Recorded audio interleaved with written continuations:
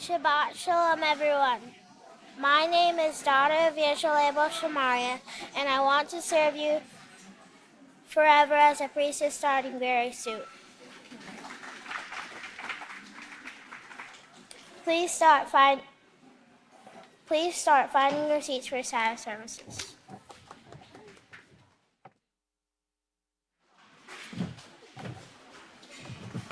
Shabbat Shalom, everyone.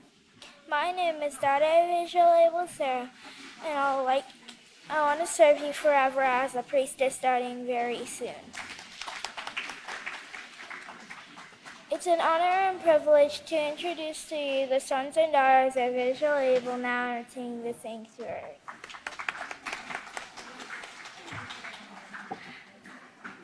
Now I'll turn it over to the great priest in the house of Yahweh.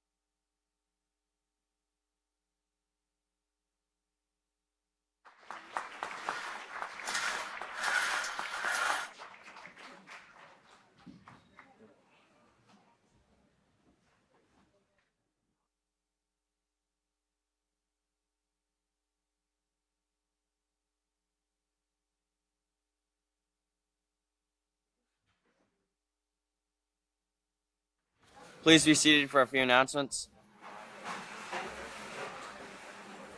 When is the best time to start teaching character education? What tips and techniques work to bring the best results? These and other questions will be answered in this Sabbath morning 1-cent classes over the next several weeks. Learn what to teach so you can most effectively teach what you've learned. See you there.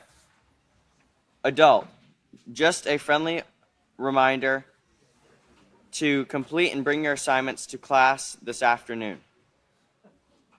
Sisters, please join us today in the sanctuary at 1:30 p.m. if you are not already scheduled for another duty. Enjoy righteous fellowship while you help in preparing Yahweh's message to be spread to the world. This Sabbath, enjoy dinner and supper at the Lamplight Cafeteria. For dinner, we will be serving oaky barbecued deer, cheesy potatoes, and a veggie. For desserts, we have cake, ice cream, and oaky shodom.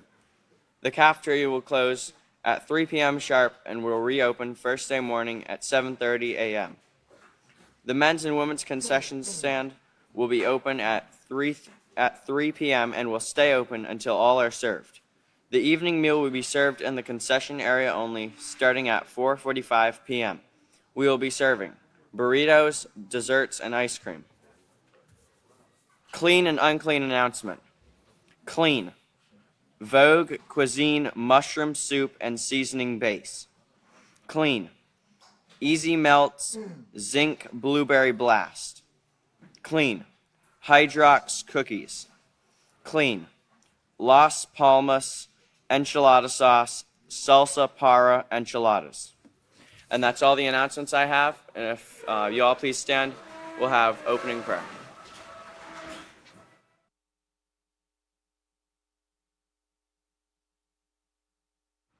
If you all raise your hands. Heavenly Father, Yahweh, this is Deacon Abaya. Come to Father, Deacon the body Hans, the pastor is talking to Shim Sat. Bless the food and drink. Please bless the sick and afflicted. Please bless Pastor with the free use of a subconscious mind connection. Please make us who we want to speak, so we want to be. Please bless those who will be speaking today. Please help us to learn all we can from the servants and the classes that will be going on today. And all these things to Shim Sat. And Hallelujah, praise God.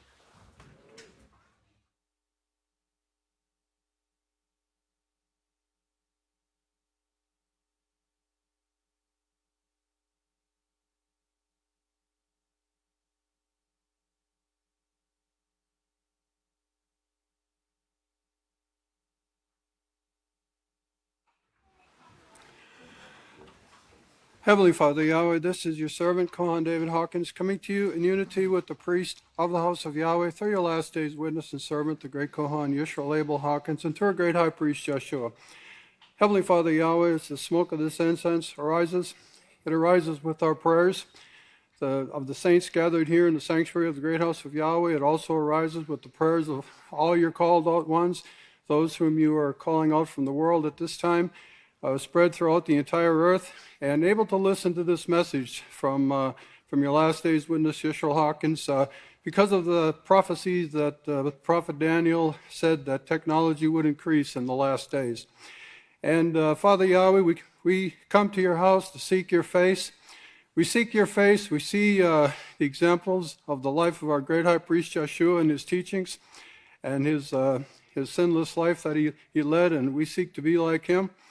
We seek your face through the words and teachings of your last day's witness, Yisrayl Hawkins, and we do seek to become in your perfect image, in your perfect character, Heavenly Father Yahweh. And we thank you for your house established in these last days to teach us these things, and we ask for your continued blessings and protection upon your last day's witness, Yisrayl Hawkins, and all of us, his seed.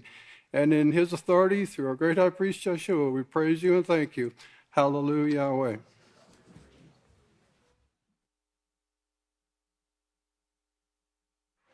At this time, it's a privilege and honor to turn it over to the holy women of Nu, the queens of the house of Yahweh. Shalom, everyone. Please be seated.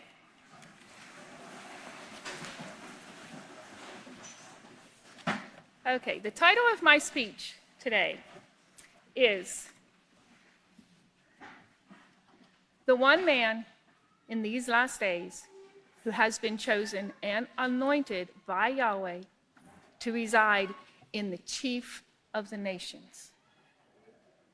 In just a few minutes, you will be hearing a message brought to you by this man, which plainly shows in the scriptures that he is one of Yahweh's last two witnesses that are shown in Revelations 11. And if you can turn to Revelations 11, we're going to be reading Revelations 2 and 3. No, I apologize. 3 and 4. Revelations 3 and 4. And I will give to my two witnesses. Now, these are Yahweh's two witnesses, not the witnesses of the world, not the witnesses of the gods. This is Yahweh's two witnesses to perform their prophetic offices. And we are living in one of the witnesses' prophetic office right now. Think on that. Just let that sink in. A prophetic office that was prophesied by Yahweh and written of in Revelations 11. And they will foretell events about the 3.5 years, those cast about in darkness. As the overseers brought out, we are in that last 3.5 years right now. These are the 2 olive trees, and as it were, the 2 lamps of the 7 lampstand ministering for the Father in the earth. Now, several speakers are going to continue on with what I'm speaking, and bringing you inspired messages from the Gematria that the overseer has explained to us was inspired by Yahweh himself. And they're going to be bringing this message about this man. So you need to stay tuned in. You need to listen intently, listen intelligently, take notes, because you don't want to miss the message that he is bringing out today. And again, what I wanted to tell you about is one of the numbers. I had put in a while ago, I had done a speech, and I had done numbered by Yahweh. And when I did the numbered by Yahweh, and you can check this out on the Gematria yourself, you can put numbered by Yahweh in just exactly as it's written, and you can look up the numbers that will be coming up. The English number is, can anybody guess it? Numbered by Yahweh. We are numbered by the same number, numbered by Yahweh. His tag number, 1074. And if I could have my slide, please. Now, 1074 had come up. I had done a research on the temple prophecy. And on 11/22, 1993, the prophecy, the temple patent was filed. And 11/22, you can see, means established. The house of Yahweh is established in these last days. The fruits, now his other number is 17. 17 comes from 18, and it means the bringing forth of fruits. We are that fruit that he is bringing forth in these last days. And then you go down to 1074, which comes from the Hebrew, and it means firstborn. It also means new fruits. And if you continue looking at that, you can see the other numbers. Now, the reason why I wanted to go into this is in the last days, in the chief of the nations, this prophecy is going to be fulfilled. Now, the overseer had brought out several times about how the United States is like the second beast. It is that chief of the nations that is talked about in prophecy. And I have 2 articles here. And it goes into to explain that the United States became the chief of the nations after World War II. The economic power was over there in Europe. That's where the economic power was until World War II. And the reason why the United States became the chief of the nations and became the economical power at that time was because they sold weapons to the countries in that 4th part of the earth, in and around the great river Euphrates. Now, it wasn't the Middle East, but it's in that 4th part of the earth, in and around the great river Euphrates. That's how the overseer told us how we can tell what 4th part of the earth he is talking about. The United States sold weapons to the countries in that 4th part of the earth during World War II, so that that 4th part of the earth area could be destroyed. And the United Kingdom gave their power, economical power, to the United States, which led to the United States having all the gold reserves, which led to the United States creating the petrodollar, which led to the prophecy being fulfilled. Hurt not the oil. Now, I ask you to please stay tuned. Listen intelligently. Take notes. Hear what he has to say. You do not want to miss this message that Yahweh's last day's witness is bringing to us in this last 3.5 years. And with that, I will turn it over to the next speaker.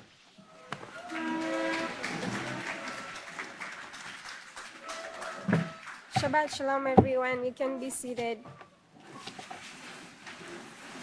So, Buffalo Bill Hawkins. Are you familiar with that name? Yes, praise Yahweh. So it's not once or twice that Pastor has told us the story about him being named by his 1-year-old brother, right? And we know that's something that is unheard of for a 1-year-old to name someone, not even just to utter clearly words. So I put in their material, named by a 1-year-old, and it came to those numbers. See the 1074? And we know that that is the overseer's tag number for his suburban. The other number is 179, and it means indissoluble. That is figuratively permanent, endless. This is it. This is permanent. See, the first house of Yahweh, they had the opportunity to be the permanent ones. But just as we've been hearing sermons about rejection lately, they rejected it. It first started with Eve being deceived, and then she taught Cain wrong. And Adam failed by responding or allowing his emotions to cloud over his righteous judgment. But Yahweh, being so merciful, he said that in these last days I will establish my house. They will have a high priest, and I will protect my house too. So in the 18th book of Yisrayl, Pastor talks about expanding the sanctuary. It's in the chapter 7 of the 18th book of Yisrayl. So expand the sanctuary. It came to those numbers.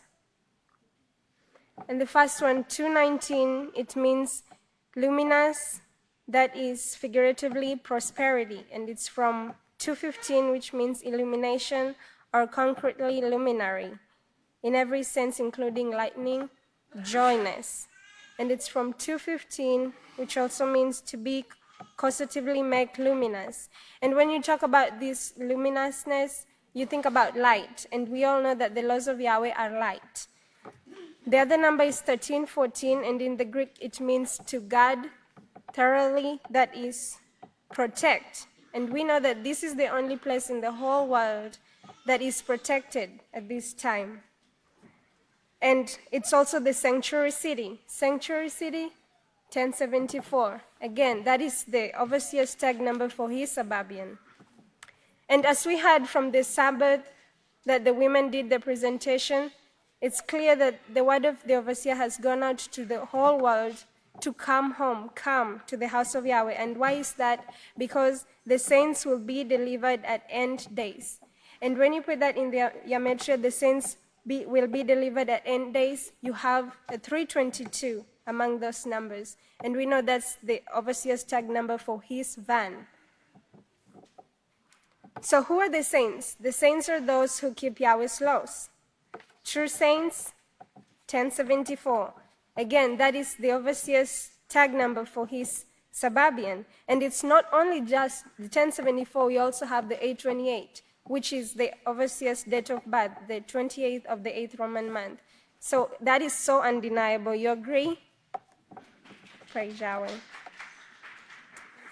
So going back to named by a 1-year-old, the other number was 1138, and 1138 means to build, from 1129, which means to build literally or figuratively, begin to build, obtain children, make, and repair.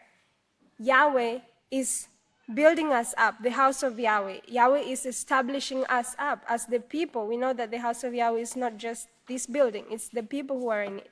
Yahweh is establishing us up through his last days anointed witness. And if you read Zechariah chapter 5, verse 10 and 11, it says, starting from in between the line in verse 10, it says, "Where are they, the two witnesses, going with the ephah?" And he said to me, "To build the house of Yahweh according to the standard of perfection." Notice that, to build the house of Yahweh, to build the house of Yahweh according to the standard of perfection sent by Yahweh's laws in a Babylonish land which does not yet exist.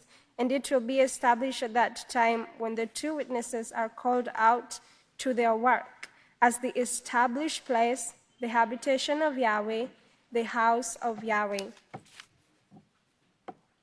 So, you who have ears, you all the people out there in the world, you who have ears, please hear, listen to this message, hear the words of the last days anointed witness. Because have the ears to hear, 1074 again. That's the overseer's tag number for his suburban. See, 1074 is a number that tags all of us out with the overseer, the whole house of Yahweh with the overseer. So you who have ears, please listen to the message and come to the house of Yahweh. And with this, I'll turn to the next teacher.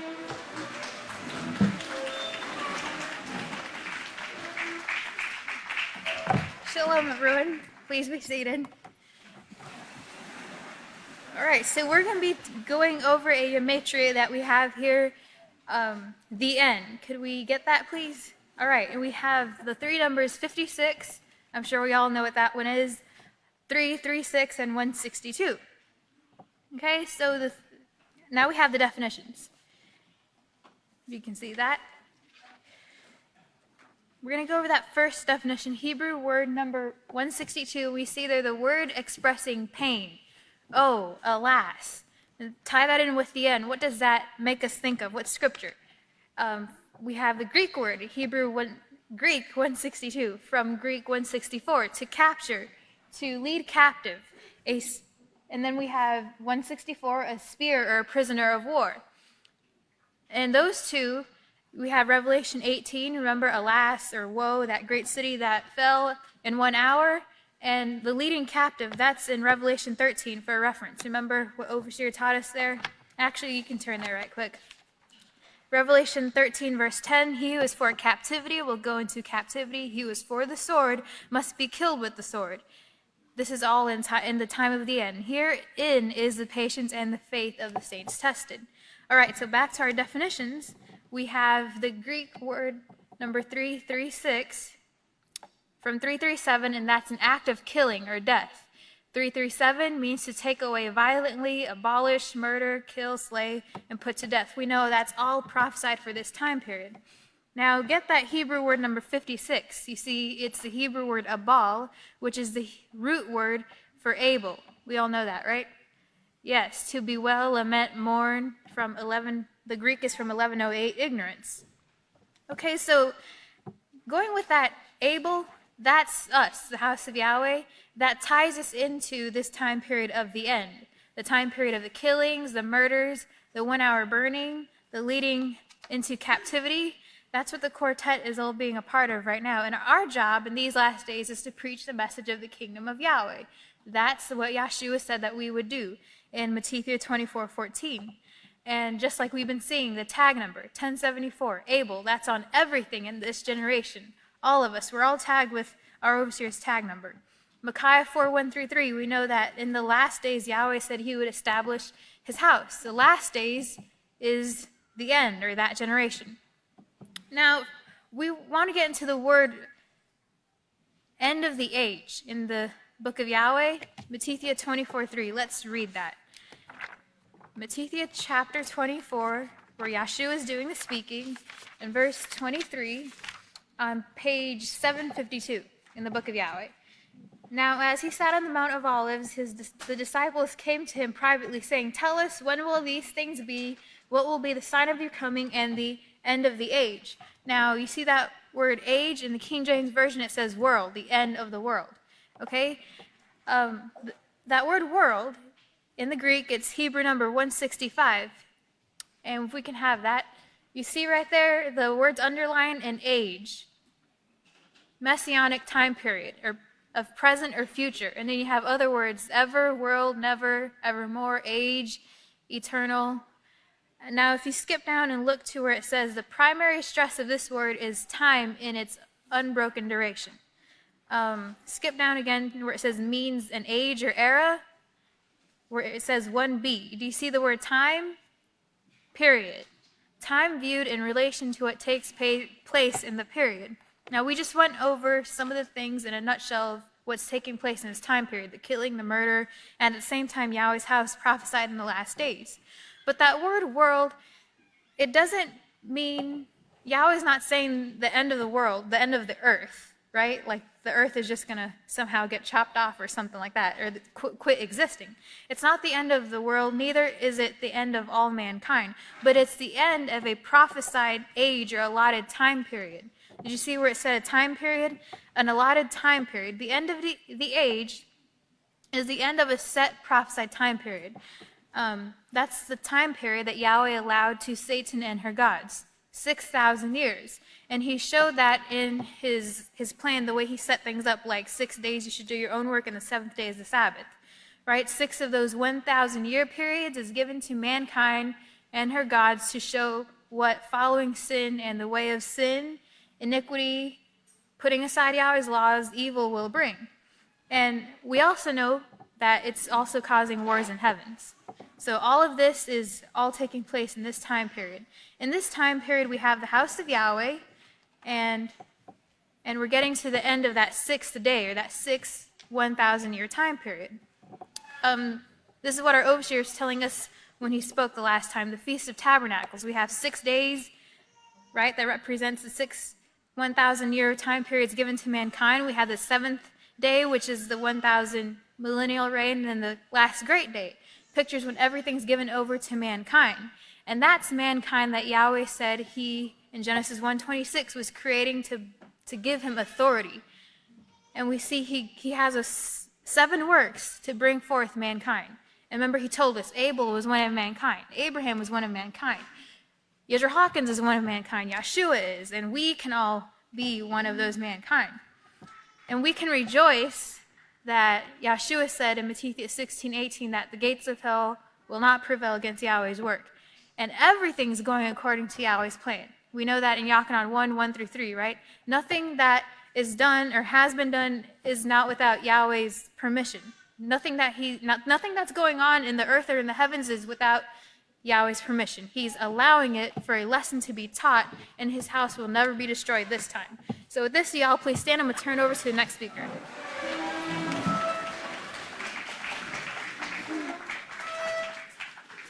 Shabbat Shalom, great saints of Yahweh. Please be seated. Yahweh's peace be with each and every one of you. The title of this portion will be Teaches True Love.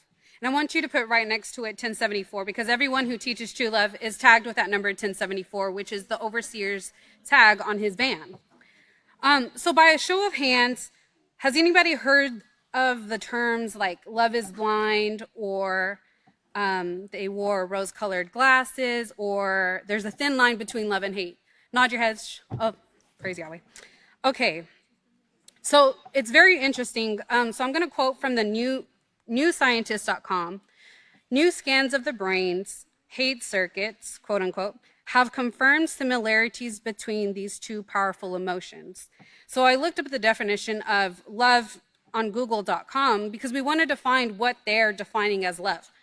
So from google.com, it's defined as an intense feeling of deep affection, a great interest and pleasure in something. Then I also looked up what hate is defined as. And hate is defined as a feeling of intense or passionate dislike towards someone or something. So I brought a picture with me of where these two emotions operate. Now this blue portion is called the putamen, and that's where we have our emotions of like to move. And this front part right here, this is our frontal cortex, and this is where we have our decision making. We have that part of the brain controls key functions such as problem solving, judgment, impulse control, attention, judging the consequences of our actions, and critical thinking. So what's interesting is that these two completely different emotions, the emotion of deep affection and the emotion of intense dislike towards something or someone, they both operate in the same part of the brain. But they produce two different reactions. So in the presence of a loved one, our frontal cortex, what occurs is our judgment level is deactivated, or this part of the brain, the way we judge someone is decreased. But when we are in the presence of someone that we might dislike, our frontal cortex is heightened, and there's more going on up here.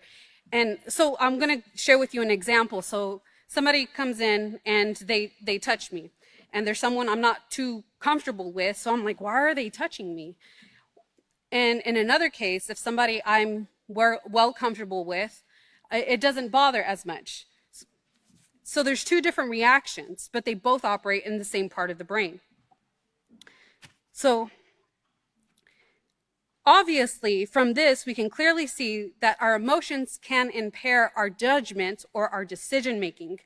And it's the emotions, if we're not controlled, they can distort our perception of reality. So in any given situation, if we don't control our emotions, then they will have an effect on the part of the brain that we base our decision making, base our judgments, base our problem solving skills. And this made me think of, going back to the scriptures, because hate can lead to anger, then anger can lead to the wars, vengeance, and retaliations. So as Yeshua said, anyone who hates his brother is a murderer, and you know that no murderer has eternal life abiding in him. And this is what separates Yahweh's way from the ways of the gods. In Yochanan 13:35, it says, by this, all men will know that you are my disciples by the love you have for one another. And then in 2 Yochanan, or 2 John 1:5-6, but now I plead with you, lady, not as though I write any new laws to you, but that we had heard from the beginning that we love one another. Verse 6, and this is love, that we walk after his laws. Those are the laws that as you have heard from the beginning, you should walk in them. Because sin is the breaking of Yahweh's laws, as mentioned in 1 John 3:4, for sin is the transgression of the law. And this is the cause of the hatred, the wars, and vengeance, and retaliation. So I wanted to bring that to my attention as a very great reminder, because our emotions can play a trick on our mind on making decisions. I have to control my emotions so that I can properly make great, righteous choices and get those emotions out of the way so that I can properly think and reason with my mind.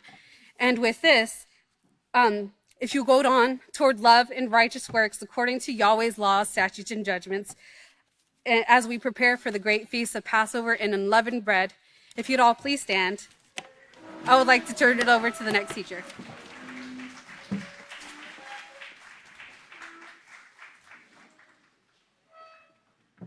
Shabbat Shalom. Please be seated. So you can see up on the screen that we're going to be talking about an evil tree, and that's 666, Revelation 13:18, the number of the beast. This week I was reading one of Pastor's blogs, and in it he really expounded on this tree of evil and righteousness. And only the overseer, who's prophesied in these last days as the last witness, he went into great detail expounding on these. So in Genesis 2:9, that's where the trees show up. The tree of life, which is the house of Yahweh, and the tree of righteousness and evil, which we know is the Catholic Church. Evil as the gods, Genesis 3:5. Pastor went on to show in Matthew 7:18 that a righteous tree cannot bring forth iniquity, and an unrighteous tree, an evil tree, cannot produce righteousness. Now let's go to page 204 in our scriptures, and that's Judges chapter 6. That's the account of Gideon. And I'm just going to go over this just a little. So the Malach of Yahweh, what came to Gideon, appeared to him, and he said, Gideon, you're going to save Israel from the Midianites. He said, not me. He said, I'm too low, I'm the lowest, I can't do it. He said, okay, just go. So he made an altar to Yahweh. And then the Malach came and said, you know, you need to go and to your father's place over there and tear down that altar of Baal. And then you also need to chop down that Asherah pole that he has up. So you can imagine how Gideon, he had a little doubt about Yahweh anyway, about that he'd be with them. So he didn't do it during the day, he went and did it at nighttime. So of course, they found out who did it, and so the Midianites started to plan to come after him. So he called the tribes of Asher, Naphtali, and Zebulun. He called the Asherites to come and help. And then he still doubted. So then Yahweh said to him, Gideon, you have too many. Ask everybody who's afraid. And if they're afraid, let them go. He started out with 32,000 men, 22,000 left at that point. So I'm thinking he's not quite as confident as he was with 32,000. So Yahweh said to him again, Gideon, you still have too many. So now send them down to the water and have them get a drink. And watch. See who laps the water with their tongue as they bring it up. And those will be yours. After that, Gideon sent 9,700 away. So I'm wondering really how he felt at that point. So Yahweh told Gideon then to go down to the Midian camp, and he will hear something that will build his confidence and know that Yahweh is with him. So he said, but if you're afraid, take your friend Purah with you. So he did. He took Purah with him. They went down, and then Gideon was satisfied. So he went back to his people, and he said, come, now Yahweh is with us. And in verse 17 of chapter 7, he gives them instruction here. The first instruction he gives them is, keep your eye upon me. And the second instruction he gives, do exactly as I do. So they were getting ready to go, and they all shouted, a sword for Yahweh and a sword for Gideon. So now they went down, and of course the camp of Midian was confused, and they killed each other. Their own people killed each other. Gideon didn't even have to lift a sword, so Yahweh was with him. But I want you to realize, and as I show through Gematria, this story isn't just talking about Gideon. This is a representation of our great overseer in these last days. So let's get started with the Gematria. And just get ready to write these things down because it's so exciting to see. So the first thing we want to see is the overseer really Gideon of the end days? So you see he is. Not only is his birth date there 828, but when you add those three numbers up, you get the 2088, which is in Hebrew the one that shows the two witnesses spoken of in Daniel 12:5. So the one on this side and the other. Then if you take those zeros away, you get Deuteronomy 18:18, which Yahweh always has told us, I will raise up for you a prophet like me in these last days, and him you must listen to. So Gideon's name means to fell a tree. That's what Gideon means. So who fells the evil tree at the end days? We see right there 322. That's the number that belongs only to the great overseer in these last days. And let's go look at the next one, because Israel's felling the tree. That's the answer. And it's still 322. So you see, the overseer is the one who is chopping away at this tree in these last days. Now let's go on to the next one, and you'll see who is chopping down the Asherah pole. And you see that number 1962? That is the date that our great overseer first went on the radio to start chopping at this tree and chopping it down. Let's go on to the next one. And then we'll see that instruction that was given. Gideon said, keep your eyes on me. So I put keep eyes on me. Who are we to watch? Who are we to see? No one else except Israel Abel Hawkins. He will lead us into this kingdom, and he will continue to chop at this tree until it's gone. So let's go to the second instruction. He said, do as I do. Act exactly like I do. 1074.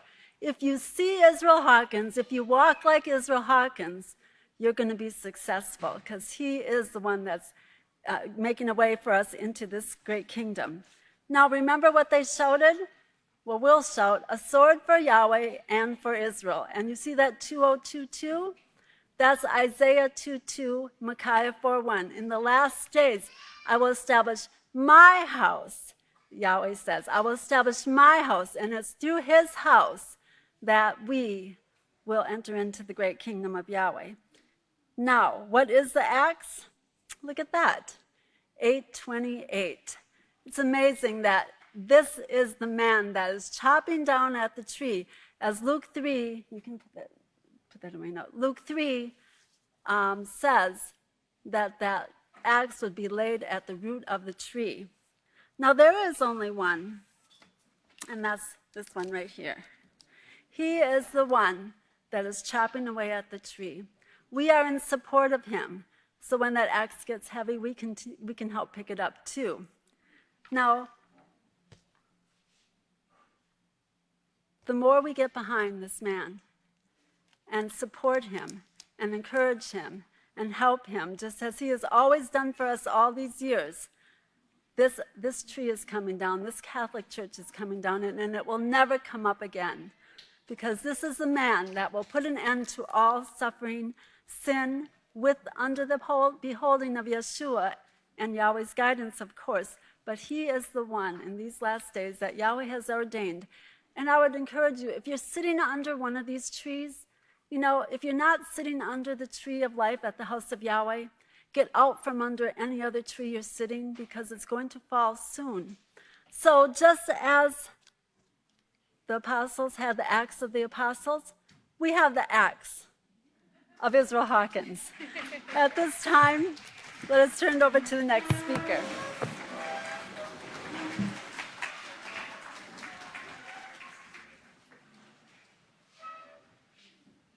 Please be seated. My title today is Keep Running. So I want an honest show of hands. And if you're watching at home, you can do this too. How many of you are tired? You're tired? Yeah, be honest. How many of you feel like you're getting a little weary sometimes? Yep.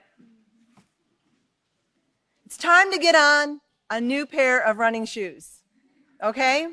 We're in a race, and this is a race for our life. We're going to talk about that today. The first thing I want to show you is that if you looked outside here at Able today, yesterday was 70 degrees. We were all running around in short sleeves. And today when we woke up, we went outside, we looked out our window, whatever we did to see the outdoors, and there was a blanket of snow. Okay? When I saw it, I said, Yahweh is showing us this righteousness, this white, all over the campground, all over here at this great city of Yisrayl, right? That's what it made me think of. Here we're becoming white. We're becoming like snow. So I want to talk to you a little bit, because you got to get your running shoes on. You got to have a little incentive to stay in the race at this point, right? Because we're tired. The prophecies. I want you to write this down. The prophecies are so accurate. We're gonna show this right now. The prophecies are so accurate. I want you to write down Genesis 49:1, because it talks about a time period. And remember, in the Genesis 49, verse 1, remember it says, Then Jacob called his sons, and he said, Gather together, so I might tell you what will befall you in the last days. So that's a time period. And in 2 Timothy 3, 1 and 2, it says, Know this, we're talking about this time period, that in the last days, same time period, perilous times will come. For men are going to be lovers of themselves, covetous, boasters, proud, blasphemers, disobedient to parents, unthankful, and unholy. Now let me know when you start seeing that in this world. It's already here, right? The last one in here is Micaiah 4:1. And it says, But in the last days again, it's going to come to pass that the mountain or promotion of the house of Yahweh will be established in the chief of the nations. Our first speaker covered that so well. It will be raised above all congregations, and all people will eventually flow to it. Like 2 billion, like starting out with 1.2 million, right?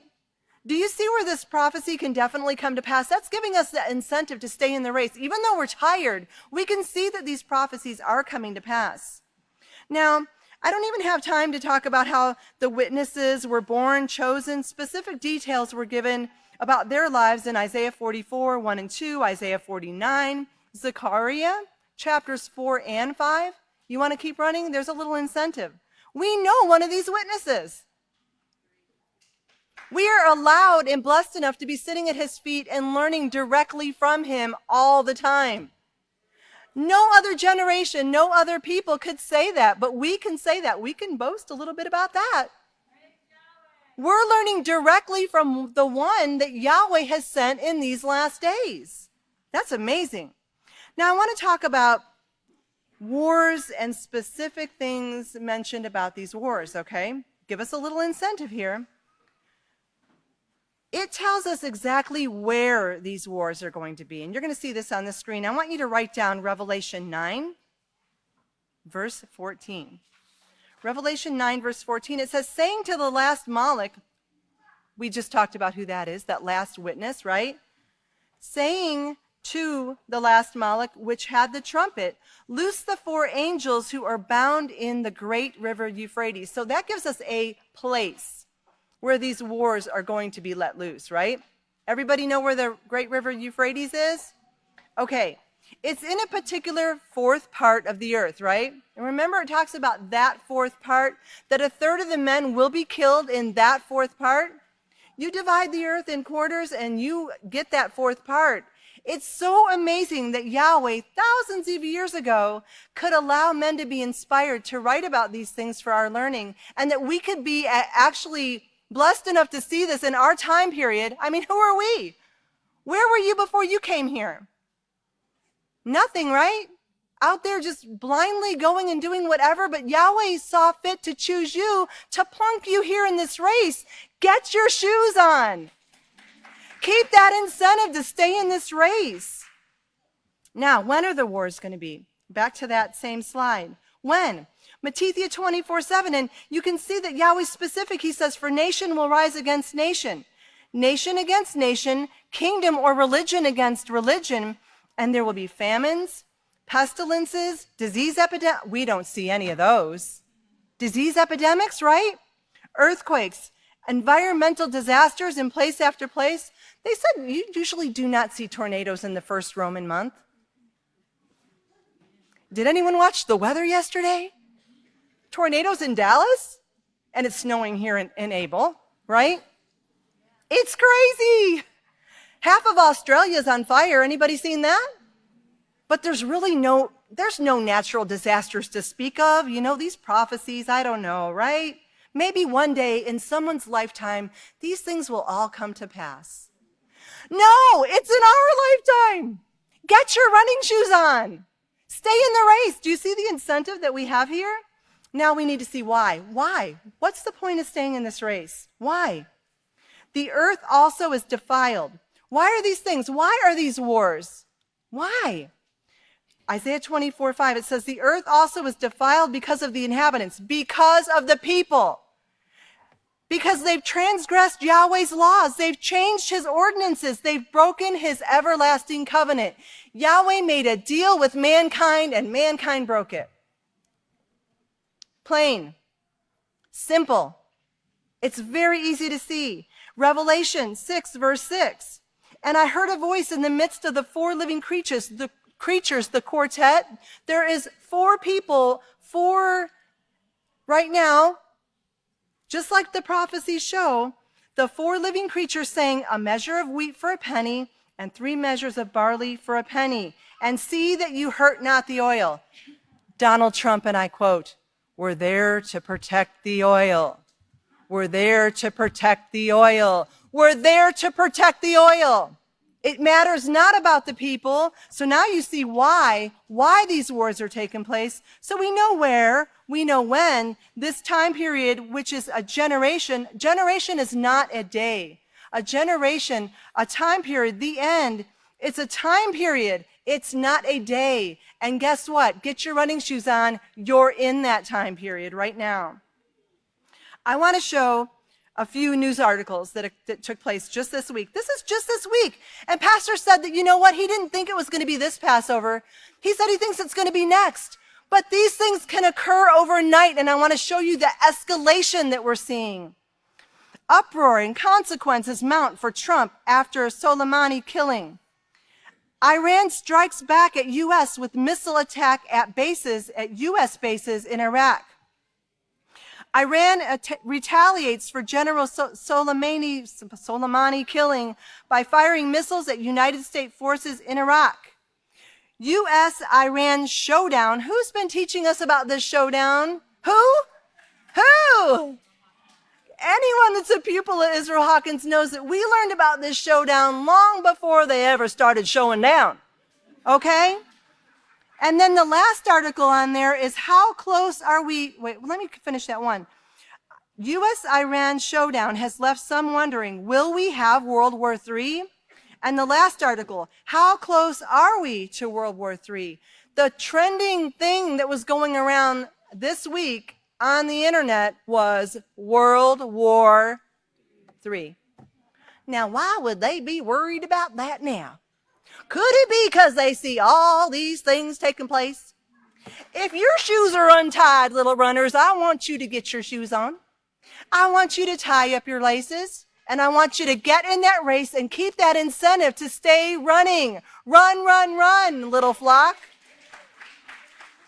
I want to show you a gematria. I put in a gematria, a gematria, and I put what's in store for 2020. Do you see this here?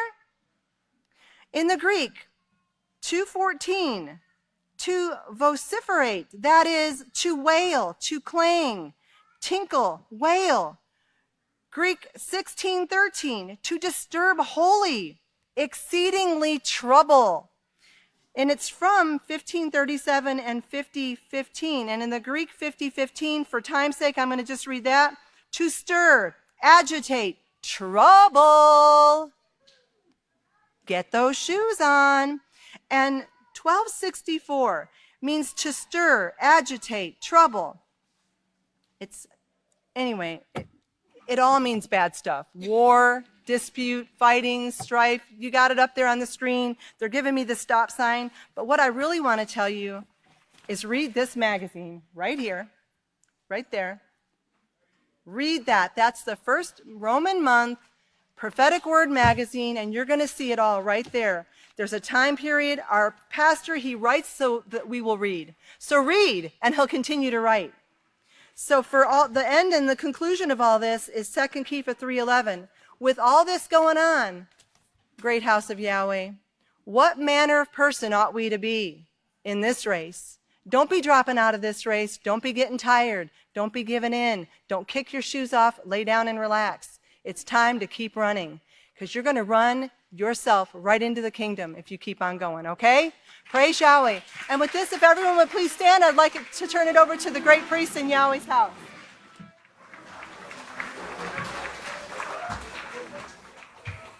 Woo! Ran all the way up here.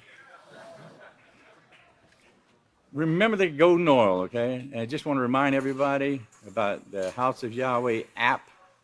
Please update your app, okay? Because it's just been renewed, so there's some changes and stuff made to it. So make sure you update the House of Yahweh app, okay? This time we get to hear from Great Deacon Mike Lawson. Oh, no. Take that back. Get to hear from Great Deacon Sophania.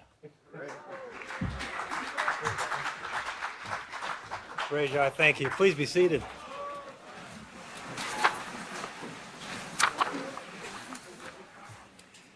I have been given a wonderful opportunity to speak with you today. And I would like to refresh your memory on the event that brought about the 1074 number. 1074 is the number that Yahweh gave his work in these last days. There are two works in these last days. 1074 is Yahweh's work. 666 is Satan's work.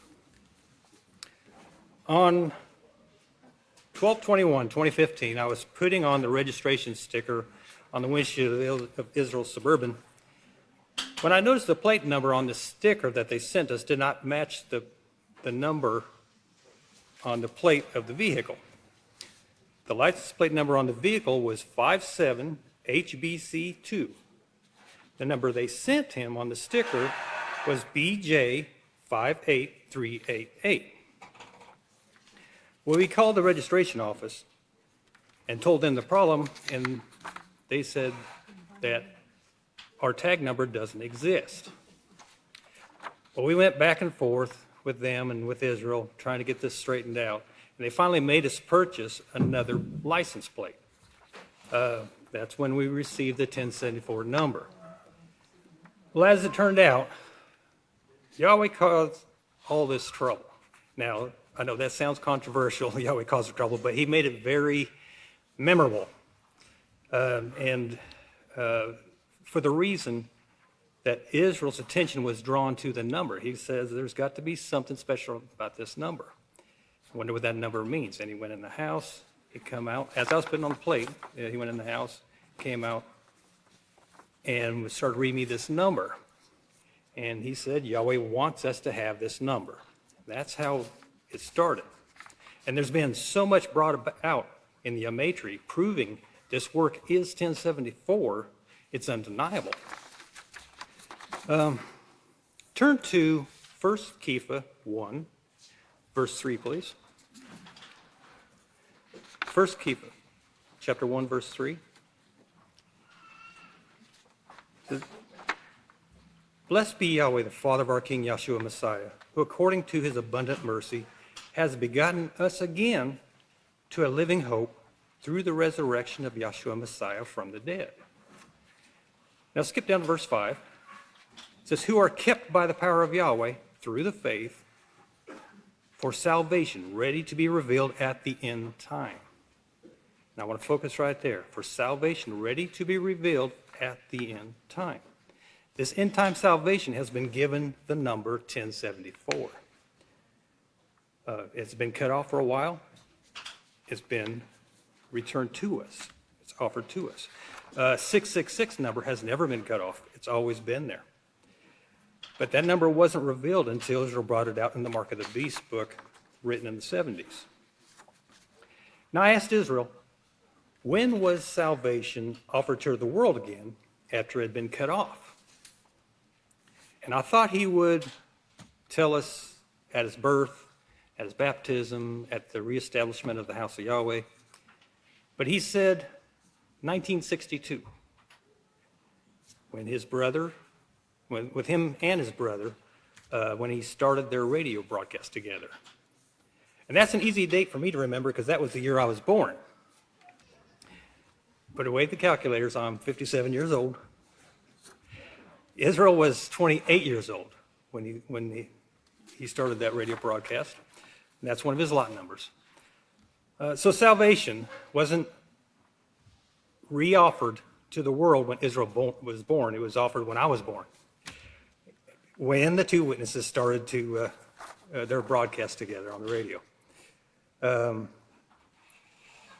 Deuteronomy 30, verse 15 says, see, I have set before you this day life by righteousness, 1074, and death and destruction, 666.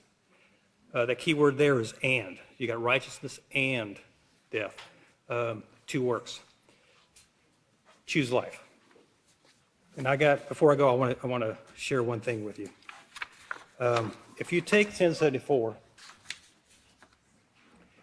and you add 66 to it, you get 1740. That's 1074 screwed up. You got all the numbers there, but it's screwed up. So if you look up 1070 or 1740 in the Hebrew, it means to cleanse. I thought that was awesome. Now you can't add to it, so I don't think we should take away from it. But if you did, you get 408, which means you have nothing. I thought that was awesome. Anyway, if you'll please stand, I'd like to introduce the great Deacon Michael Ossoff. Shabbat Shalom, great saints of Yahweh. Please be seated. Peace of Yahweh be with each and every one of you. We're going to move rather quickly. A lot of stuff has taken place this week in the news and prophecy. The killing of the Iranian commander, the Iranian general, which was a huge birth pain. And if you noticed, they killed the general, and everything was tense. The oil prices went up. The stock market started freaking out. Then they retaliated. Iran shot missiles back, and then it stopped. And they said Iran standing down, and so is the United States. The oil prices dropped. The stock market settled. Huge birth pain. So we're going to get into that. But one thing I want to point out is the Gematria and the Bible codes, make no mistake, Yahweh, these things originated with Yahweh. They did not come from Babylon. They did not come from Greece. After talking with pastor and a few priests, the gods repeatedly took things that Yahweh created for the benefit of his house and mankind and corrupted it, twisted it to their own destruction, and trying to find ways to destroy mankind and Yahweh's plan. Remember Genesis 1:1. In the beginning, Yahweh created the heavens and the earth and all therein. And in Yachanan 1:1-5, all things were done according to the plan. And the plan was for mankind to be able to have salvation and have a way to bring peace and a way for his house to bring peace to all the earth and universe. Remember that. These things originated with Yahweh, and the gods took them and corrupted them. Now we're going to watch a quick video, and this shows the validity of the codes. Now remember, it wasn't until the last days with the invention of the computer were they really able to dig into it. So if this time, could we go ahead and play the Bible codes clip?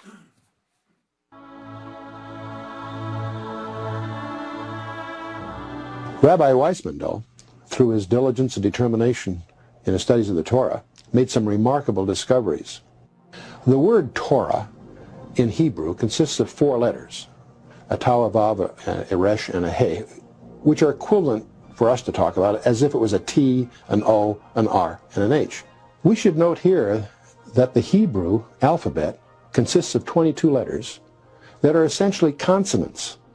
Vowels are generally simply inferred. The Vav operates sort of what we would consider as an O, but is not considered a vowel.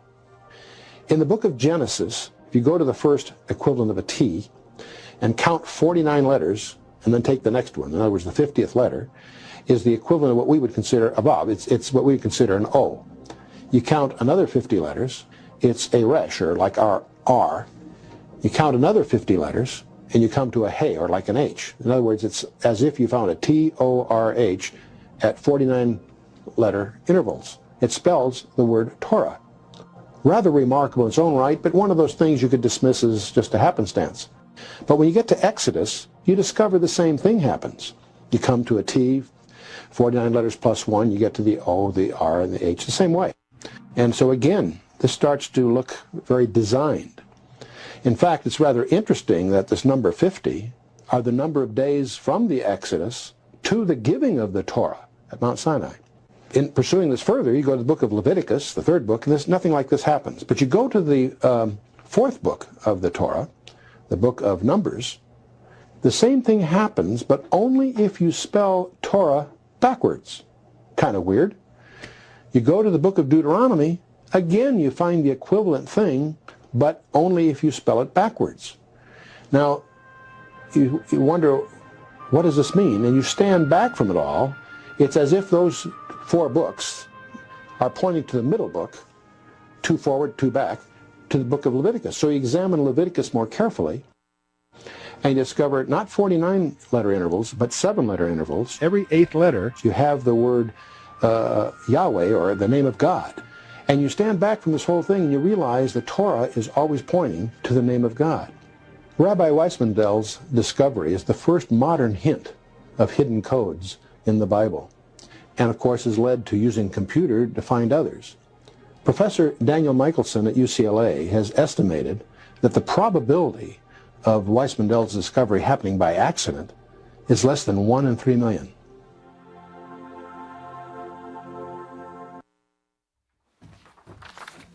Praise Yahweh. So make no mistake, it's not the name of God, it's the name of our Heavenly Father, Great Father Yahweh. So let's get into the search. The search is called Soleimani, Iranian commander or general. So we're going to jump right into this. This, I had to go back a couple times because some other things was brought to my attention. So here we go. Okay, so we have, right here, we have his name, Soleimani, and it came up 1 time. Okay, and I'm going to go rather quickly. This was all right in a row. This word here was killed. It crosses his name. This word here says Iraq. Killed in Iraq. Okay. Then we have right here, 2020. 2020. Missile. All right.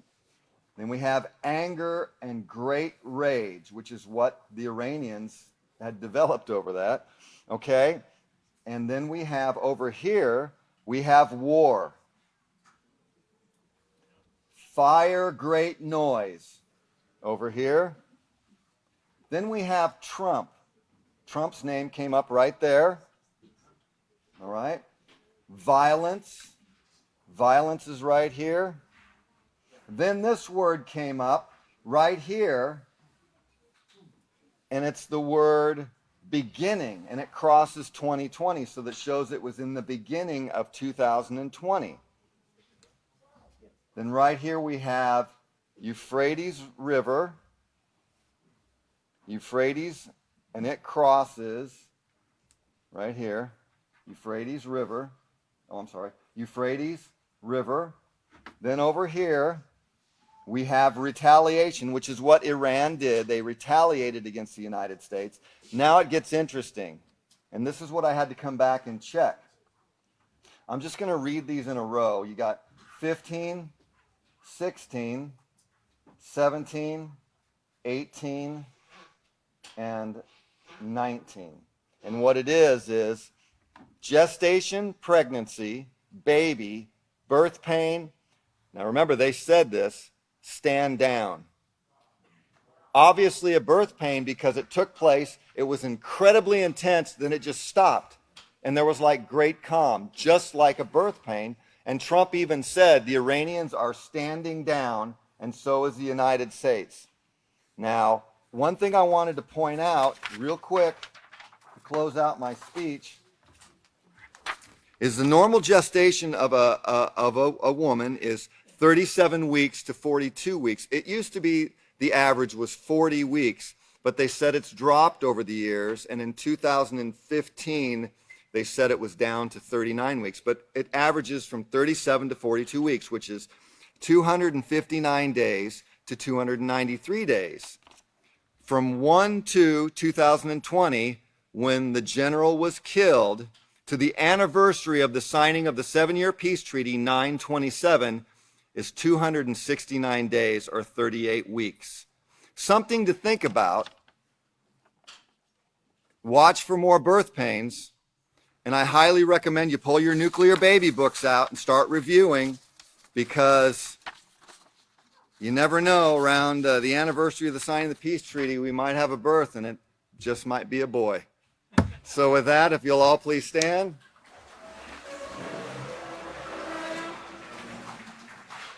I have the great honor and privilege to turn it over to a great priest in Yahweh's house, the great Kohan Yehuda Hawkins.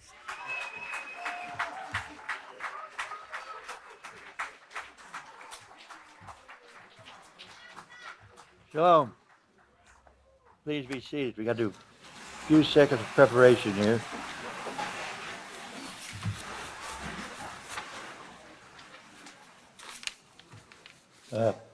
If you will, please take your book of Yahweh and turn to page 591. We're going to look at Jeremiah chapter 23, verse 6. If you have a Bible, it's Jeremiah 23, verse 6.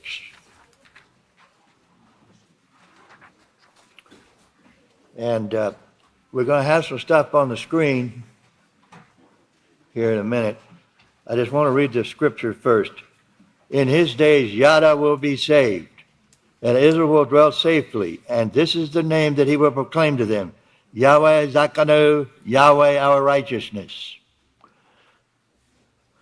Okay, if you will, put on one and look at it. This is two different Hebrew dictionaries. So the word Yada that is written in Jeremiah 23, verse 6 is translated from the Hebrew word Yada, Yod, He, Wa, Dalet, He. A Hebrew and English lexicon of the Old Testament by Brown, Driver, and Briggs, page 397, and an Hebrew and English lexicon by William Higgs Barker on page 39 shows this word means, I will praise Yahweh, confess praise, give thanks, companies who give thanks, a confessor or worshiper of Yahweh. And there it is. If you look, it's right there. The top one is Brown, Driver, and Briggs, and the bottom one is an Hebrew and English lexicon by William Higgs Barker. Now, he wrote this book way back around the 17th or 18th century. Okay, the next word, the word Israel that is written in Jeremiah 23, verse 6, is translated from the Hebrew word Yisrayl. This word is listed on page 622 of a Hebrew and Chaldee lexicon to the Old Testament by Julius First, which shows this word emphatically means, and put up number 2. The true, pious, faithful Israel, and so a title of honor for the select of the people. You are the select, better known as the called out ones. The last word is the word proclaim that is written in Jeremiah 23, verse 6, is translated from the Hebrew word yakaru. This word is listed on pages 1409 and 1418 of volume 2 of the Hebrew Aramaic English Dictionary by Marcus Jastrow, which shows this word means to call, to teach, and able. So this is what Jeremiah 23, verse 6 is saying. In his days, those who reverence Yahweh, remember it says worshiper of Yahweh in number 1 that we showed. Those who reverence Yahweh, those who worship Yahweh will be saved. And Israel, the select, the faithful, the select of the people, a title of honor for the select of the people. That's Israel. And the called ones will dwell safely, and this is the name that he will proclaim to them at Abel. Through whom? Exactly. Yahweh Tzadkenu, Yahweh our righteousness. When it says, those who reverence will be saved, put this in your notes, Yeshua, the book of Yeshua, or Joshua in the King James Version, 24 verse 15. It says, Israel is the called out ones, and it says, those who reverence Yahweh or worship Yahweh or Yada. Yeshua the son of Nun said in Yeshua 24 verse 15, or Joshua 24:15, as for me and my house, we will serve Yahweh. The word Israel, remember, a select, for the select, an honor of the select of the people. Are you not the selected ones? You are the called out ones.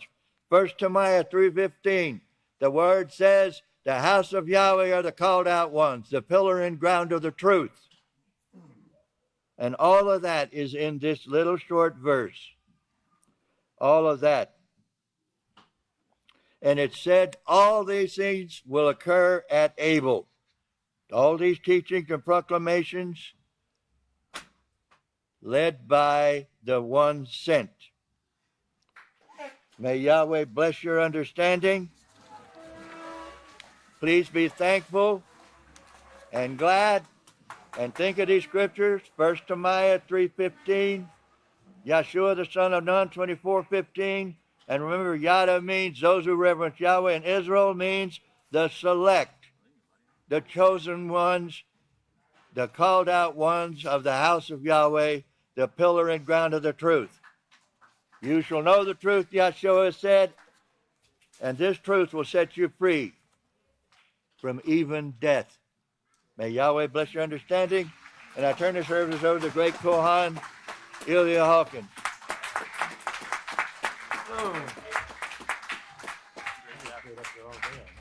Shabbat Shalom, everyone. Please be seated. The peace of Yahweh be with each and every one of you. Starting out, what's coming out in the news, and I'm sure there's much more to come about this. Jupiter can grab comets and asteroids and fling them at the Earth, study says. And of course, it's saying that the biggest planet in the solar system might be a bully, not a protector, as previously behaved. So, or believed. It also says it behaved that way. So I'm sure there's much more to come on that, but just keep that in your mind with Jupiter. But then looking in and around the great river Euphrates has been talked about this morning, and keep this in your mind. The news today contains a lot of what's going on today, but some history, because many people don't understand the build-up to what's going on. And for example, one person said, and I've seen this on a major news channel, where someone said, "Do you really think killing a general would start a world war?" Research World War I. Yes, there was a general killed. His name was Ferdinand.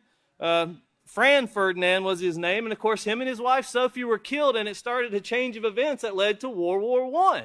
So is it possible? We've already seen it take place. But of course, this isn't just something that has just started recently. This has been going on for a while. And I want you to notice the date where it talks about the Shah. If you're not familiar with the Shah being removed from Iran in 1979, I want you to remember 1979, but it's very important to remember this book, The Mark of the Beast, Volume 1, was written in 1976. Before these things started, before you see them going into play, Pastor wrote about them. He spoke about them. He showed these things taking place. But before we get to Iran, of course, Turkey and Russia, the Turk pipeline that's called Turk Stream, that's that natural gas pipeline that Russia ran through the Black Sea into Turkey. They plan on expanding it into Europe, and there's 2 other countries also involved in this. And this is the one the United States they wanted to sanction. They wanted it to stop. But President Putin comes out and says, we have proven when 2 countries work together, we can overcome the international aggressor, speaking of the United States. And this, of course, is no petrodollar involved in this. There won't be any money for the United States in this. And that's what bothers the United States. There's no money. There's no revenue. No one's paying tribute to this system, that they want to rule this world, to govern this world, and it's shown through sanctions. Now, that if you remember the Nord Stream pipeline, that's the one running from Russia to Germany. It's actually paused right now due to sanctions. And you'll see the term sanction, and this is given in there for the information for you to understand. A sanction is supposed to be technically an order that's taken against another country to make it obey international law. So it's supposed to make it obey international law. Now, this is very interesting. The United States, if they put a sanction on a country and you break that sanction, they can fine you of up to $1 million as a person and 20 years in prison. And it doesn't matter what citizen you are of what country. That shows the power where they can inflict this pressure on you, because if they can't get to you, they'll pressure their allies to get to you. This is this economic pressure where you will not buy, sell, nor trade unless you come underneath the authority of this beast. And that's what they're showing. Russia trying to stand against this, with China and other countries building their team, so to speak. Of course, you also had a Russian destroyer that came into very close contact with the U.S. destroyer, and this was over in the Middle East, and they show that. And this is just acts of aggression. It's like being out in the playground and people are pushing on each other, showing that you want to punch me, I'll punch you back. You want to bully me, I'll bully you back. Russia is very clearly saying, we're not Iraq, we're not Iran, we'll punch back. We don't want to, but we will. And that's what they're showing. And Iran is saying, yeah, if they punch, we'll punch too. Because they need someone to help them, because they've been choked down for so many years. And then you're going to see these sanctions. Remember, these sanctions, that's an order against them, trying to get them to comply with international law, or as the United States sees this law fit, this beastly system consisting of the Catholic Church, bringing them under this Christianity. It says U.S. sanctions on Iran. They have more sanctions on Iran than North Korea, Cuba, Venezuela, and Libya combined. Think of the social pressure. And the reason to put these sanctions on the country is to degrade the people economically so much that everyday life is put to where you have to scrape, you have to scream, you have to beg, and you start looking at your leaders and saying, why are you doing this? And they're trying to bring forth an overthrow of government or an overthrow of leadership. And that's what these sanctions are doing. Well, with China and Russia helping with the oil sales in Iran, there's just enough trickling through to keep the pressure down, to keep them from coming against the leadership as strongly as they would have without that help. So watch all these things as they're taking place, because once again, in 1979, the United States used, of course, these nuclear reasons when the Shah was removed from office, and the Ayatollah, and that's a religious leader, he took over. Now, the Shah was a friend of the United States, and the Shah actually helped with the oil. Iran was considered a friend as long as the oil money was rolling in. But as soon as that quit rolling in, they became an enemy. So think about that. It doesn't take much to see the reasons why these were taking place. These things are taking place. Then you have the assassination of General Qasem Soleimani. Now, that's the general that was, as they're saying, assassinated. Even the United States say assassinated. President Trump used a couple terms. He just said no more, gone, and some other few terms. But this assassination, it wasn't just Soleimani that was assassinated. There was other people with him, also an Iraqi leader. But watch where they describe if someone was to assassinate someone in the United States of the same stature. They compare it with the director of the CIA, and some even said the Secretary of State. Imagine what would occur if the United States, if a leader was assassinated in the United States, what would occur? Now, many countries are saying, keep this in mind because of sanctions, many countries are saying, including Russia and China, and of course Iran, are saying that this act of this assassination was against international law. Now, by rule, the United States should have sanctions put against it. The United States is the beast that issues the sanctions you can't buy, sell, nor trade, so these sanctions won't be of any benefit. The only way they can escape this beastly system is to create their own system. That's what they're doing with that BRICS banking system. But of course, you have this violation of international law, and then Trump calls for NATO. It's very important to watch what he says when he gave his remarks at the White House. He talks about how everyone is safe, all American citizens are safe because the retaliation from Iran of the missiles launched a few days later into Iraq only destroyed equipment. No lives were lost. And he says that we're all safe. And then he makes a call for NATO to join in this war in the Middle East. Well, this war in the Middle East, of course, NATO, remember, is the Pope's army. Pastor has brought that for years. You're calling in this massive army. Why would the United States, that spends trillions of dollars, need 28 other countries to come in and join in? Because you're seeing a battle build up. Remember, China, Russia, and Iran just held drills. And when they show the map, you're going to show how countries are picking teams. You either pick the United States or you pick Russia and China. But you got to pick one or the other. You can't walk the fence line. You see the buildup for a huge war. Billions of dollars being spent for training, for this drumming up so they can get the advantage. And this is something to remember. If you haven't got this, please get it. This last newsletter, Pastor's written all these things before these things took place, by the way. This newsletter came out before the heat got hotter over in Iran. But it talks about 1/3 of men murdered in that fourth part of the earth around the great river Euphrates. And then there's a map in there that shows you that fourth part of the earth.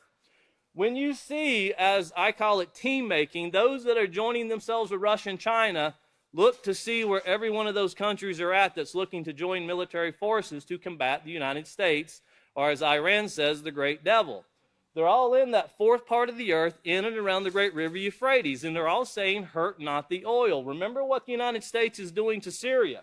Now, President Trump said in his announcement there at the White House that the United States did not need Middle Eastern oil anymore. Then why are we controlling Syrian oil and threaten to shoot anyone that tries to take it? Why are we doing such a thing? Of course, it has to do with money, and it has to do with this control, this rulership. And anyone that doesn't come underneath this rulership will die. And one thing I want to show you before we play the news, Pastor also wrote this in 1976. He put it out, published in 1985, but it's called The Way of Escape. Remember, he wrote this before it ever started. He gave the way out. And it says, Yahweh loves those who turn to him and call upon his name for their protection. Yahweh shows us a time of trouble such as never was before. This time of trouble is the great tribulations. It is shown as a time to be of severe pressure on all life, but especially severe on the believers of the house of Yahweh. Yahweh has shown us the prophecy, and Yahweh has also shown us the way of escape. Now, I would encourage everyone to read that because it takes place through obedience. Obedience to the one sent and the keeping of Yahweh's laws. At this time, if we could please play the news.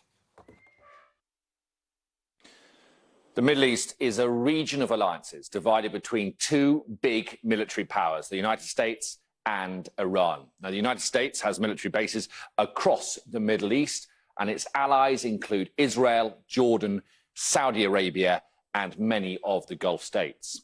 Iran, for its part, is allied with President Assad's regime in Syria, Hezbollah in Lebanon, the Houthi forces in Yemen, and elements of the Iraqi administration.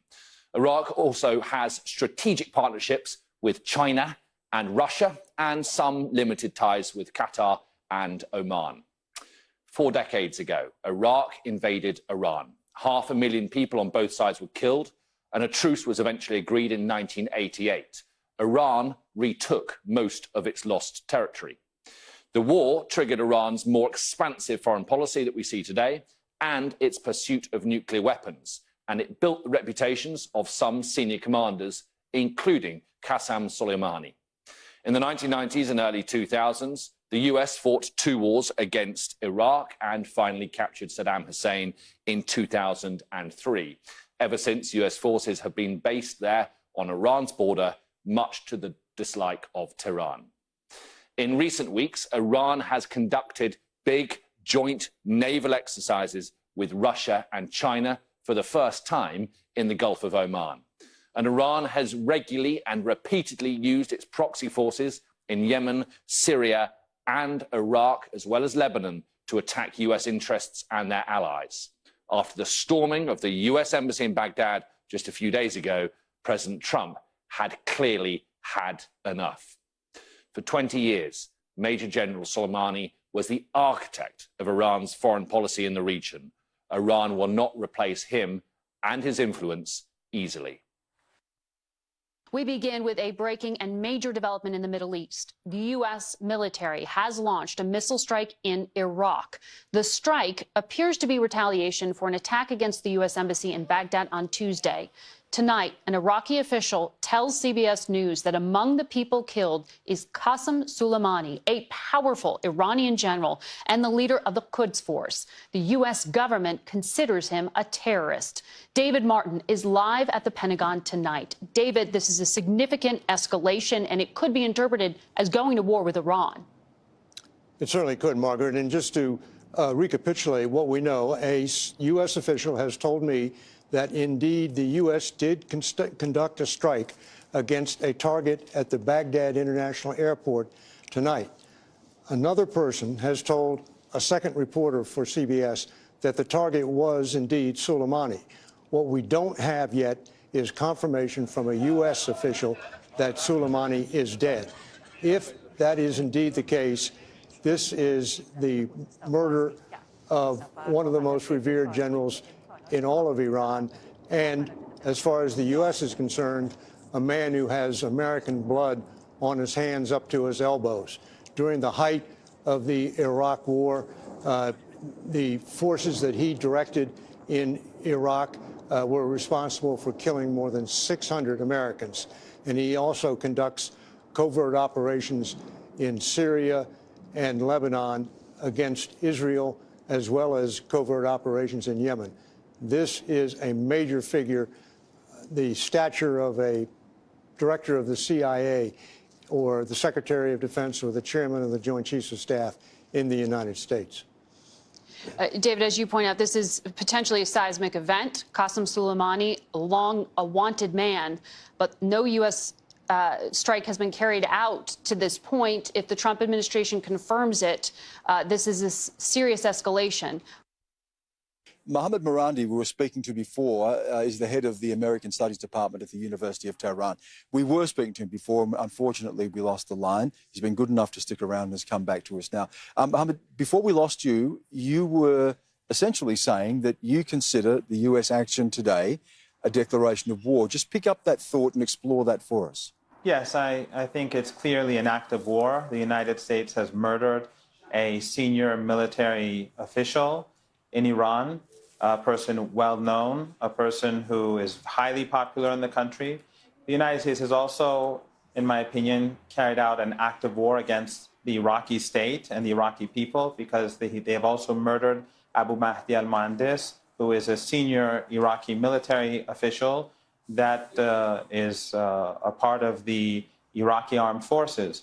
The Americans, of course, will justify this act of terrorism and war, but there's just no comparison with anything else that the United States has done over the last few decades. This is targeting the Iranian people, it is targeting the Iraqi people, and in my opinion, Western citizens should leave the region immediately. If I was in the United Arab Emirates, in Iraq, or elsewhere, I would think of leaving as soon as possible. Let's talk about U.S. sanctions on Iran, because the U.S. president keeps piling them on. Powerful sanctions will go into full effect. But Iran isn't bowing. دارن دشمنی میکنن.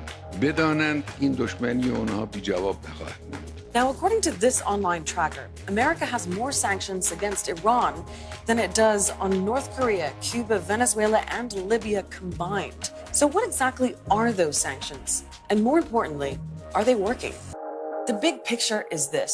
The U.S. and Iran are, in a way, at war. States like these and their terrorist allies constitute an axis of evil. But they don't fight face to face. Instead, they antagonize each other. Iran gets involved in conflicts around the Middle East by backing armed groups and U.S. rivals like Russia. And the U.S.'s main weapon?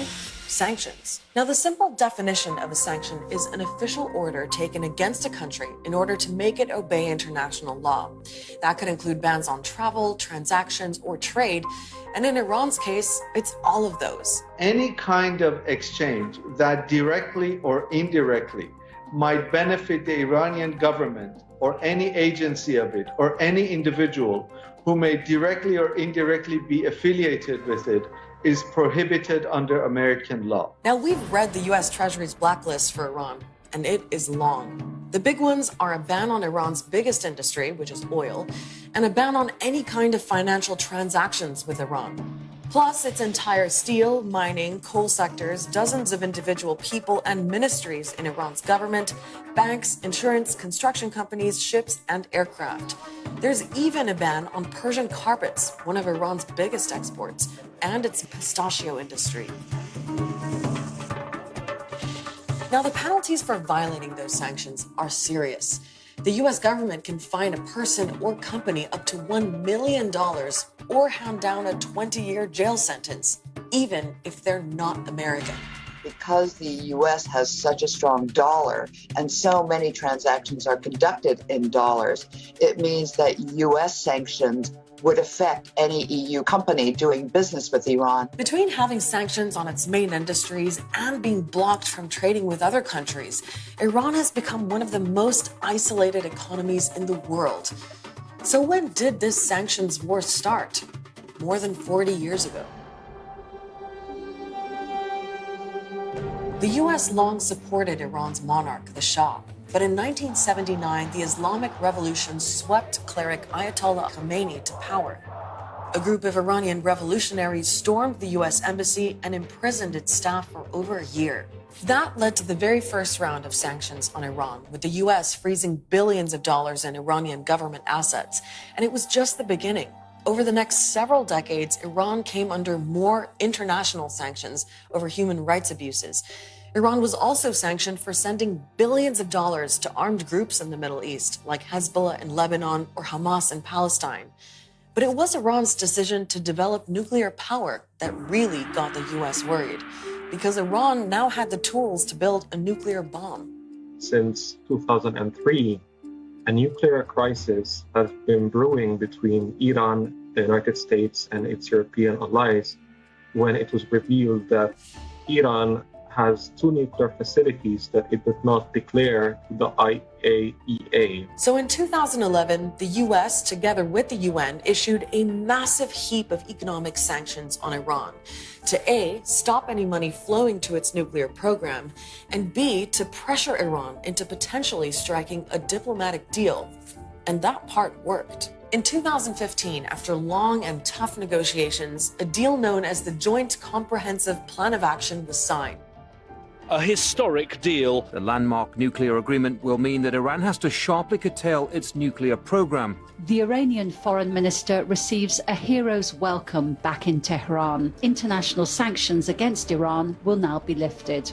We've achieved this historic progress through diplomacy, without resorting to another war in the Middle East. But the truth is that many U.S. lawmakers, Republicans in particular, didn't trust Iran would keep its end of the deal. Neither did one of America's closest allies. Iran's rulers promised to destroy my country, murder my people. Perhaps you can understand why Israel is not joining you in celebrating this deal. So as soon as Donald Trump became president, he backed out. I am announcing today that the United States will withdraw from the Iran nuclear deal. All the old sanctions came back, and more than 700 new ones were issued against Iranian individuals and companies. It's what the Trump administration calls its maximum pressure campaign. So when people ask, how's the U.S. sanctions program worked on Iran? Well, that's debatable. These new sanctions have nearly killed the entire Iran nuclear deal. And in response, the Iranians have said, well, what's the point of us holding up our end? So they've now restarted some low-level nuclear activity. And they will probably continue to do so until the EU takes action to deliver on some of their commitments, which they're not able to deliver because of US pressure. The eventual outcome could be an Iran withdrawal from the nuclear accord and also the death of the whole deal. Sanctions have managed to cripple Iran's economy, but Iranians are getting around them. Human mules have carried smuggled goods across the border for years. Electronics, phones, beauty products, medicine, cigarettes. The list goes on. The long years of sanctions have led the Iranians to develop many of their own domestic products inside that have substituted for those things that they can't bring in. But when sanctions come, there's a dip, and then somehow the economy starts reacting and responding and compensating, and within 3 or 4 years, it's back to growth. Another question is whether Iran's government can survive many more years of instability. Don't get me wrong, it still has a lot of support, but recent protests across Iranian cities have exposed some discontent with those in power. Anger, frustration, and growing concern in Tehran. The protests erupted after Iran's government, which has been strapped for cash, increased the price of fuel to raise funds. In November, thousands of people were arrested. Rights groups say more than 300 were killed. And at one point, there was a total internet shutdown. Iran's leaders say they were responding to a bigger threat. آشوب طلبان سازمان یافته مسلح برنامه ریزی شده و کاملا بر مبنای برنامه‌ای که ارتجاع منطقه صهیونیست‌ها و آمریکایی‌ها طراحی کرده بودند. The bottom line is it's not clear whether the US's huge web of sanctions is going to lead to any kind of breakthrough with Iran. And there's a whole debate about whether those pressure tactics have ever forced any big changes in places like Cuba or North Korea, where sanctions have been around for decades. Those who defend sanctions say the alternative is an actual war. But neither the US nor Iran nor anybody else seem to want that. Iran's top army commander is killed in a US airstrike in Iraq. Tehran is warning of harsh revenge. Could Qasem Soleimani's assassination trigger a military confrontation? And how would that affect the rest of the Middle East? Iran is vowing revenge on the US for killing its top military commander. Qasem Soleimani died when an American airstrike hit his convoy near the airport in Baghdad. The assassination, ordered by President Trump, marks a dangerous escalation in tensions between the US and Iran. Well, Supreme Leader Ayatollah Ali Khamenei says the general was killed by the cruelest people on earth, adding Soleimani's martyrdom will make Iran more decisive to resist America's expansionism and to defend our Islamic values. Well, Soleimani was head of the powerful Quds Force of Iran's Revolutionary Guard, which conducts military operations abroad. The US accuses him of creating instability in Syria, Iraq, and Lebanon. Iranian leaders call his targeted killing an act of war. Americans have now been urged to leave Iraq in case of reprisal attacks. Zain Basravi reports. Heartbreak in the upper ranks of the Iranian military at the official announcement of the death of Major General Qasem Soleimani, the commander of Iran's Quds Force, the Revolutionary Guard unit responsible for foreign operations. Soleimani was killed in a U.S. drone strike in Baghdad.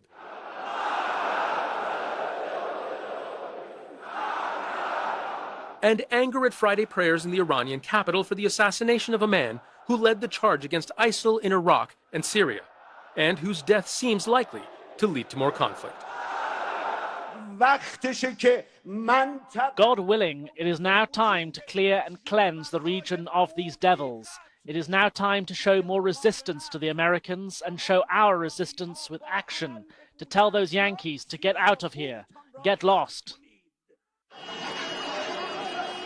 In the early hours of Friday morning, shortly after arriving at Baghdad International Airport, U.S. missiles killed Soleimani and his close ally, Abu Mahdi al-Muhandis, the deputy head of the Iranian-backed Iraqi militia, Hashd al-Shabi. Other members of the group were also killed in the attack. A drone strike hit their convoy as they left the airport. For Iran's supreme leader Ayatollah Ali Khamenei, Soleimani was a trusted confidant, a member of his inner circle. His killing in a targeted attack, the most extreme escalation in tensions between Tehran and Washington in recent years. Khamenei warned there will be revenge. In Tehran, senior leaders met in an emergency meeting of Iran's National Security Council. Many Iranians see the U.S. attack as an act of war. Across the region, there will be implications. The United Nations High Commissioner for Human Rights described the killings as a likely violation of international law. The idea that Iran is not going to respond is wishful thinking that will make the debacle of invading Iraq look like a walk in the park.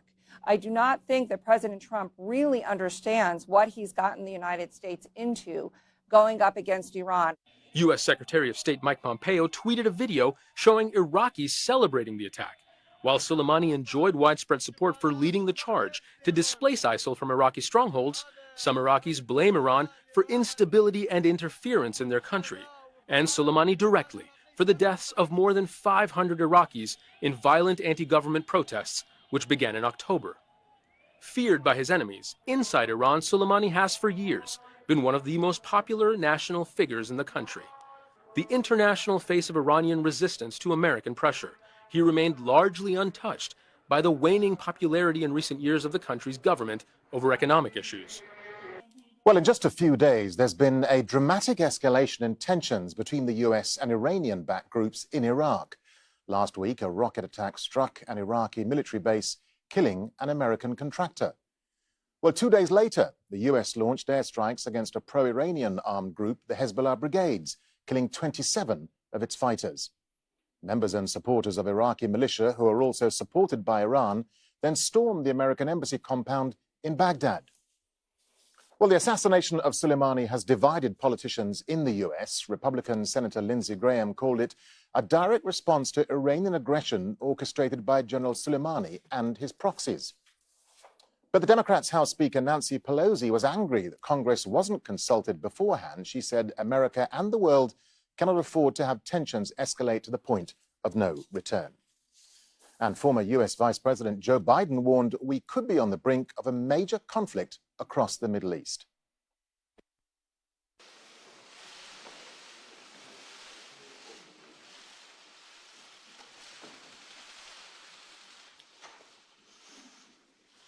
As long as I'm President of the United States, Iran will never be allowed to have a nuclear weapon. Good morning. I'm pleased to inform you the American people should be extremely grateful and happy. No Americans were harmed in last night's attack by the Iranian regime. We suffered no casualties. All of our soldiers are safe, and only minimal damage was sustained at our military bases. Our great American forces are prepared for anything. Iran appears to be standing down, which is a good thing for all parties concerned and a very good thing for the world. The time has come for the United Kingdom, Germany, France, Russia, and China to recognize this reality. They must now break away from the remnants of the Iran deal, or JCPOA. And we must all work together toward making a deal with Iran that makes the world a safer and more peaceful place. We must also make a deal that allows Iran to thrive and prosper and take advantage of its enormous untapped potential. Today, I am going to ask NATO to become much more involved in the Middle East process.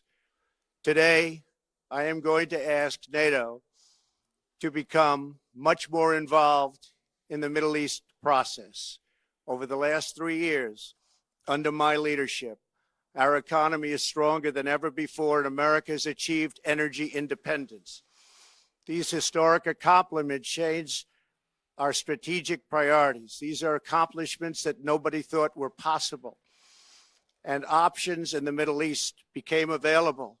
We are now the #1 producer of oil and natural gas anywhere in the world.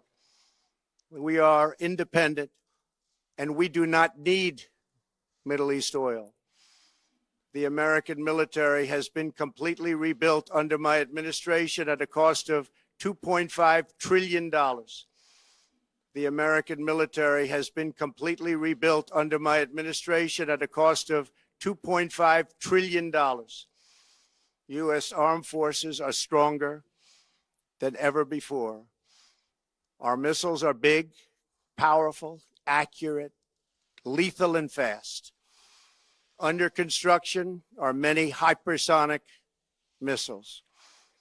Finally, to the people and leaders of Iran, we want you to have a future, and a great future, one that you deserve, one of prosperity at home and harmony with the nations of the world. The United States is ready to embrace peace with all who seek it.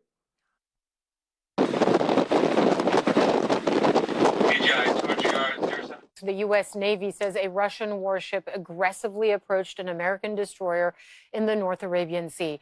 Russia's defense ministry is denying that, but we have video of the incident. You can decide for yourself. That is the Russian ship behind the U.S. Navy vessel.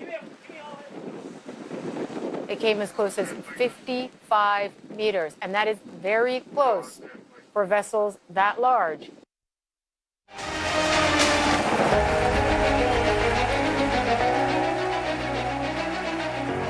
I guess it is time to say happy new stream, because the project's been launched. The official ceremony, I was there for it. I heard a massive round of applause, and it was actually done by the leaders of 4 countries: Russia, Turkey, Bulgaria, and Serbia. And just how well things seem to be going with the Turkish Stream, which is going through the waters of the Black Sea.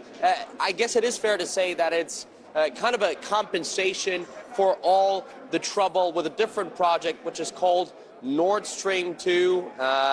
There was a thorny path. Now, because of the latest round of American sanctions, there is a pause in its construction. But I can tell you that Washington was keen to derail Turkish Stream as well.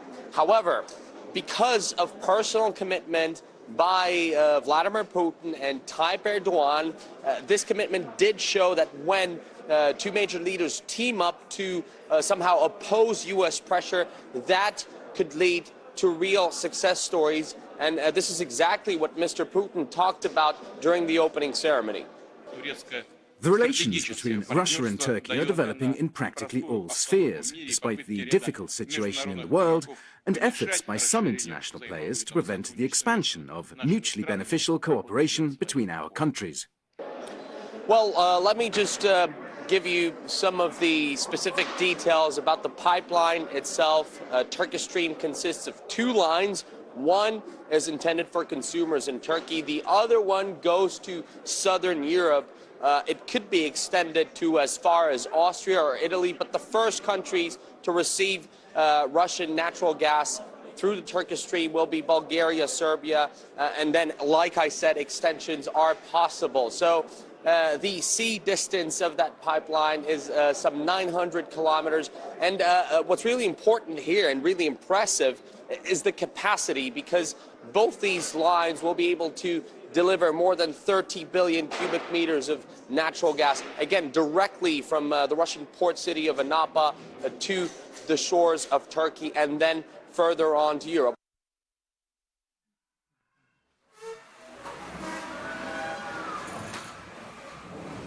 At this time, if everyone would please stand, I would like to introduce the greatest teacher in the world, the great Kahan Yisrayl, Abel Hawkins. Praise Yahweh, praise Yahweh, praise Yahweh. Beautiful, beautiful, beautiful. Praise Yahweh. These Yahweh says you can be seated. It's a beautiful white Sabbath. You just think about it now. Next month, may the peace of Yahweh be with each and every one of you. The peace of Yahweh be with each and every one of you. If you just think about it, next month, which is not too far off, the Martins will be here. They get here just before the feast. That's the purple Martins. Next month. We're facing. I think I'm going to show you. No, let me start here. Let me start here with all this dominance that they're wanting. Now, you saw that last part, and you heard what he was saying, the pipeline, between Russia and Turkey that weans out the United States. And of course, I said it long before they did, and Revelations said it in 96. They said it in 96 AY. Hurt not the oil. Now that's what the fight starts over. That's what Revelation 6 and 9 shows you. And of course, this is what we're seeing now is the great conflict. The great conflict. You just saw it there on television. Don't forget that on the news. That's what the man says. Kremlin backs top general assessment that NATO is drilling for large-scale war. NATO, the Pope's army, they're drilling oil. They're drilling for this guy's been reading our literature. They're drilling for, not for peace, but for large-scale war. That's the headlines on this document right here. That's what you just saw, but this just makes it stronger. The Kremlin has said that it trusts the opinion of a senior Russian general who has said that NATO, the Pope's army, intensified drilling this year are an indication that the military bloc is preparing for major conflict. They're not preparing for peace now, it's major conflict. Kremlin spokesman Dmitry Peskov said that the opinion was based on analysis of data collected by the Russian military and should not be dismissed.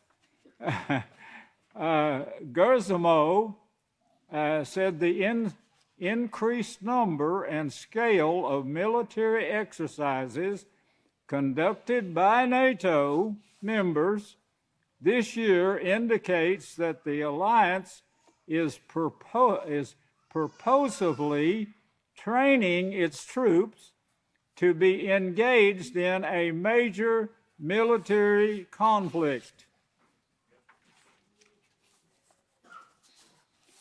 NATO, here's another one now, with Trump involved. NATO and me. that me is of course, Trump, but it also includes Middle East. It's the two, shaking hands, NATO and me, Trump. Now, all the rest of you out of here, out of this land, we're going to straighten this out ourselves, and we're going to take over the land. NATO and me, Trump and the Middle East. The president's suggestion came one day after he issued a vague call for more NATO involvement in the Middle East. Trump discussed his phone call the day before with NATO Secretary General Gene Slothenberg, whom Trump described as excited about the prospect of a Middle East expansion. Middle East expansion. Now, this includes Israel, of course, and this is part of the objection to what is taking place here, which fits in with the war, with the oil, of course, that's in this expanded land that they're wanting. And we can come home. A North Atlantic Military Alliance should take over the U.S. in the region because this is an international problem. Now, it doesn't say it's me and me and NATO, but now they're wanting NATO to take over. They're trying to make out like NATO is the one that can do it all. Well, they can't. They have got to have the assistance of the United States. And we can come home, he said. That's speaking of our soldiers in Iraq, are largely come home and use NATO, he continued, portraying such a move as a trade-off for Washington's leading role in eliminating the Islamic State. That's what it says, in eliminating the Islamic State's physical dominion.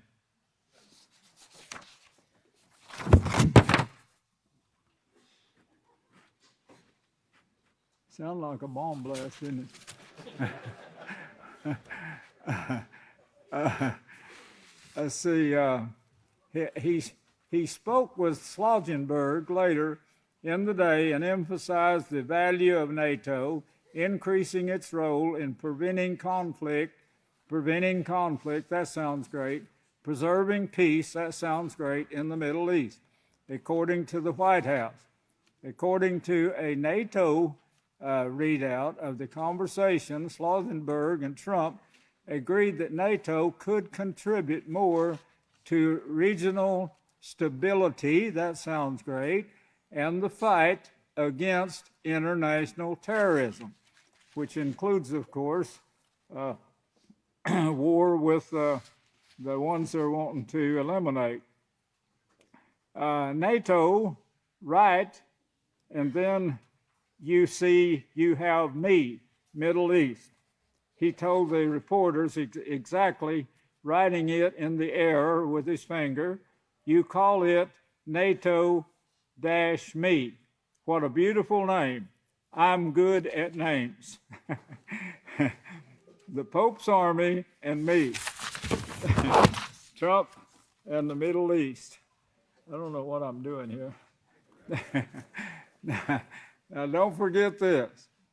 Netanyahu calls for a unity government, They know they need unity. Well, he calls for a unity government that would annex Jordan Valley. He wants unity to annex the Jordan Valley. Well, of course, that was voted down, and he lost that proposal quickly. That is what the world is doing.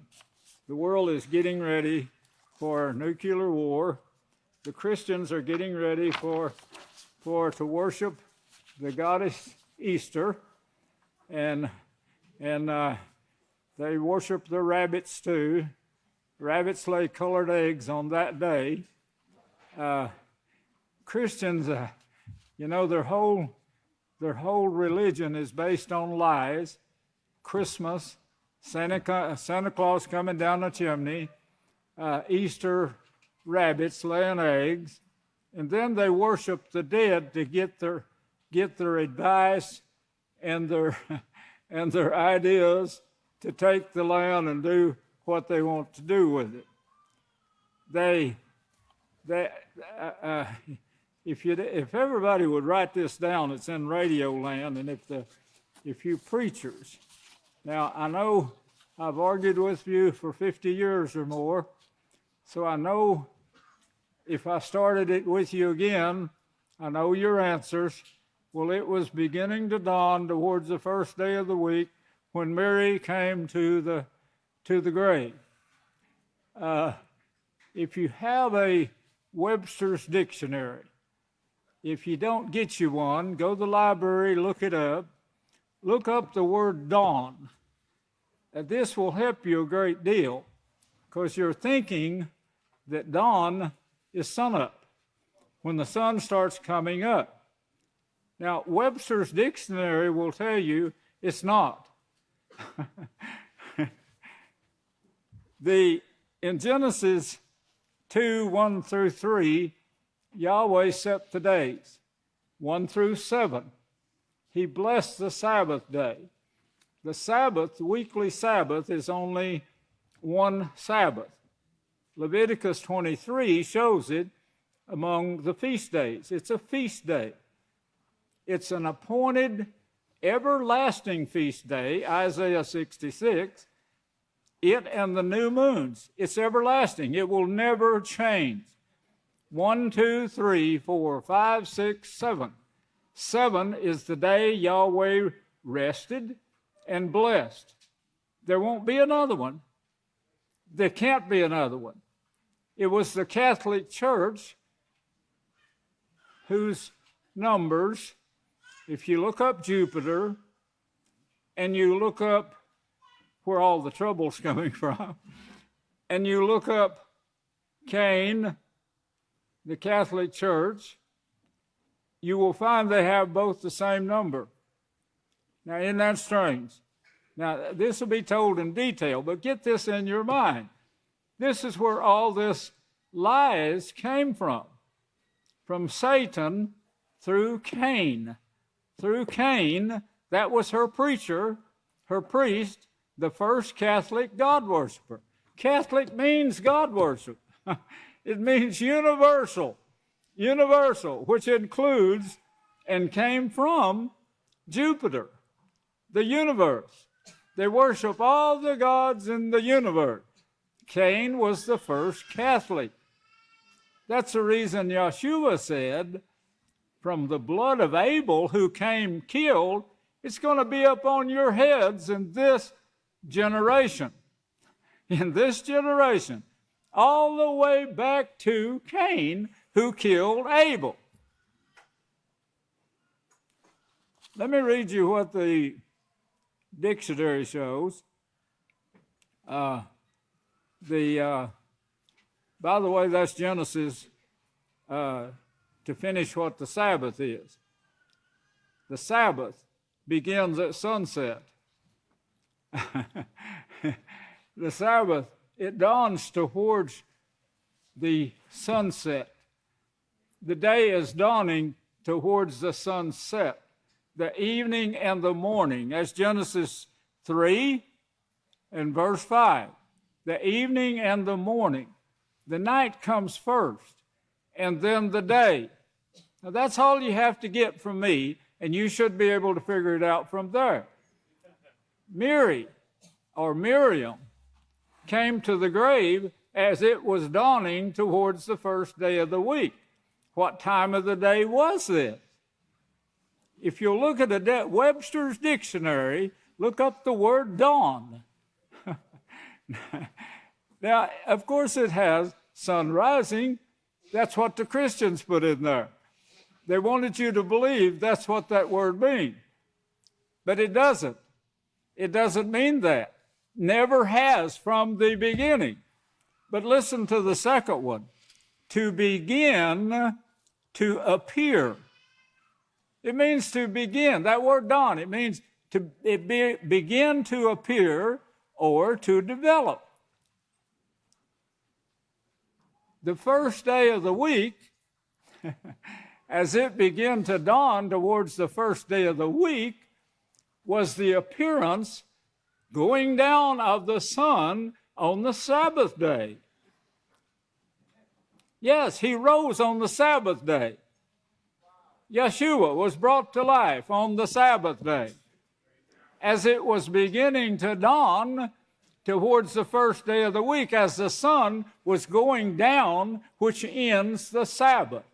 From evening unto evening, you shall celebrate my Sabbath. Not from morning to morning, it's evening till evening. And surely you can understand that. That's so simple. Now listen to the next one. To begin, to be perceived or understand the truth finally. That's actually in Webster's dictionary. Here it is. Now, you can begin to see where you're wrong. They didn't come there as the sun was rising. They came there at the end of the Sabbath.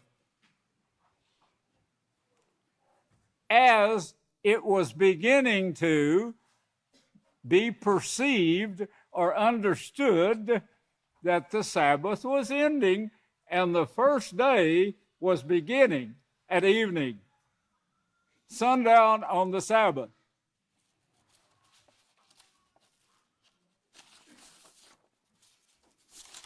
Now, that's all I'm going to bring you, but if you've got questions, I'll be glad to answer them. But you can study this for yourself after this. Now, on the unity, here's our unity. And this is what Yeshua meant when he said in Matthew 16, verse 18, I think, he said, I'm going to build my house. He is talking about the prophecy, Micaiah 4, 1 through 4, Isaiah 2:2, where Yahweh said, in the last days, I will build my house. In the last days now, in the last days. Let me see if I've got something.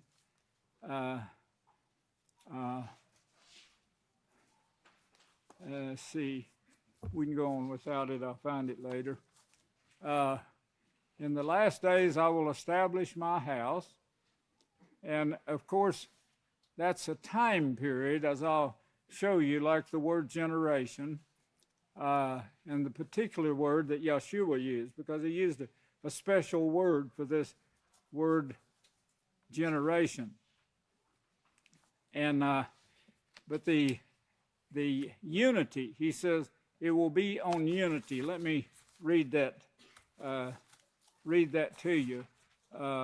Micaiah, you can remember that, but look at Revelation 16. Remember Micaiah, he says, in the last days I will establish my house. That was Yahweh. Well, Yeshua calls it his house too. And then he said in the other scriptures that the branch will actually establish the house. But it's done through Yeshua and Yahweh. Yahweh being the first, always. In Matthew 16 and verse 18, he says, I also say to you, he is speaking to Kepha, who are Kepha, whose name means rock. That rock, Yahweh is our rock. That upon this rock, Yahweh unity, that's what it means. Yahweh unity. I will build this house, family, the house of Yahweh, and the gates of Sheol, the grave, will not, that's death, means death and burial. Put you away, turn you back to dust. No, that's not going to be this time. Will not prevail against it this time. The unity that is coming, it's already started. Micaiah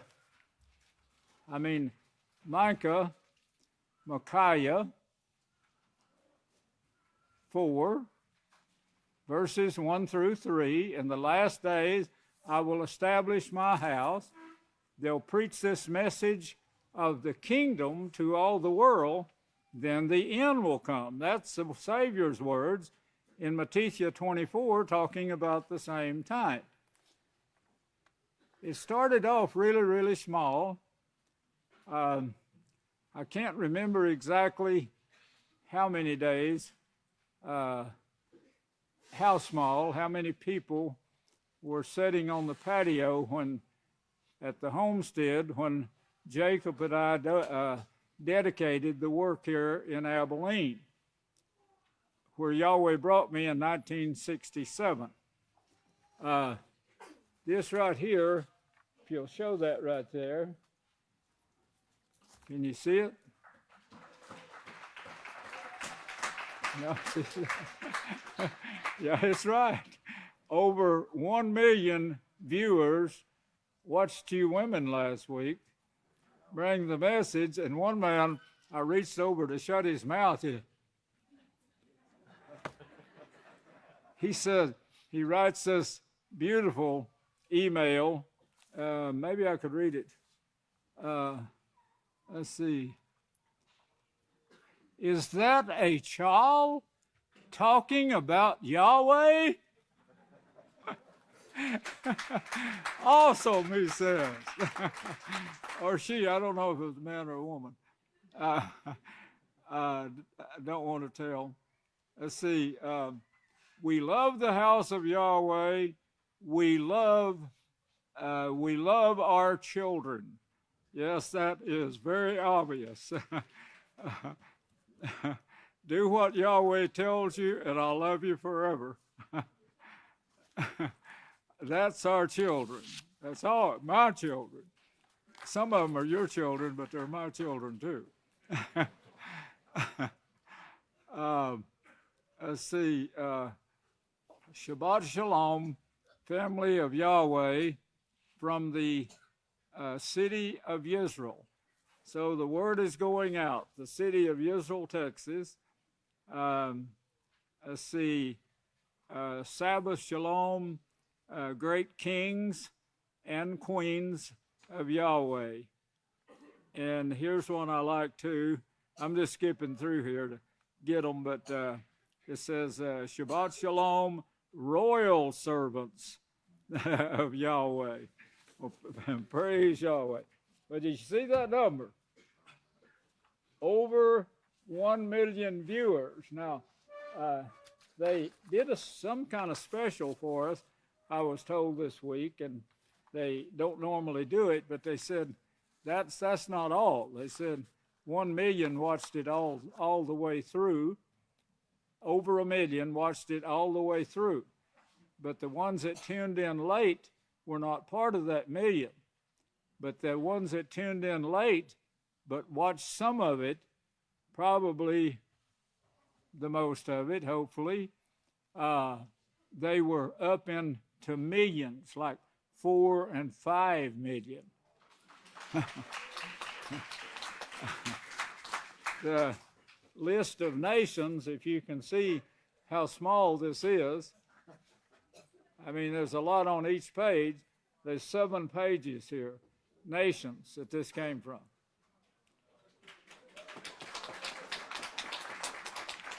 Well, that is all done in unity. It's all done in great unity. There's no conflict in the house of Yahweh. We're bringing forth the laws from the smallest child that wants to teach, and they have to want to teach, or we wouldn't let them be up here on the stage. Shalom. It's with great comfort to have this knowledge, and this comes from place overseas. I better not say, but there's a lot of people that's trying to get their visas right now, I understand, to get here. Well, the end.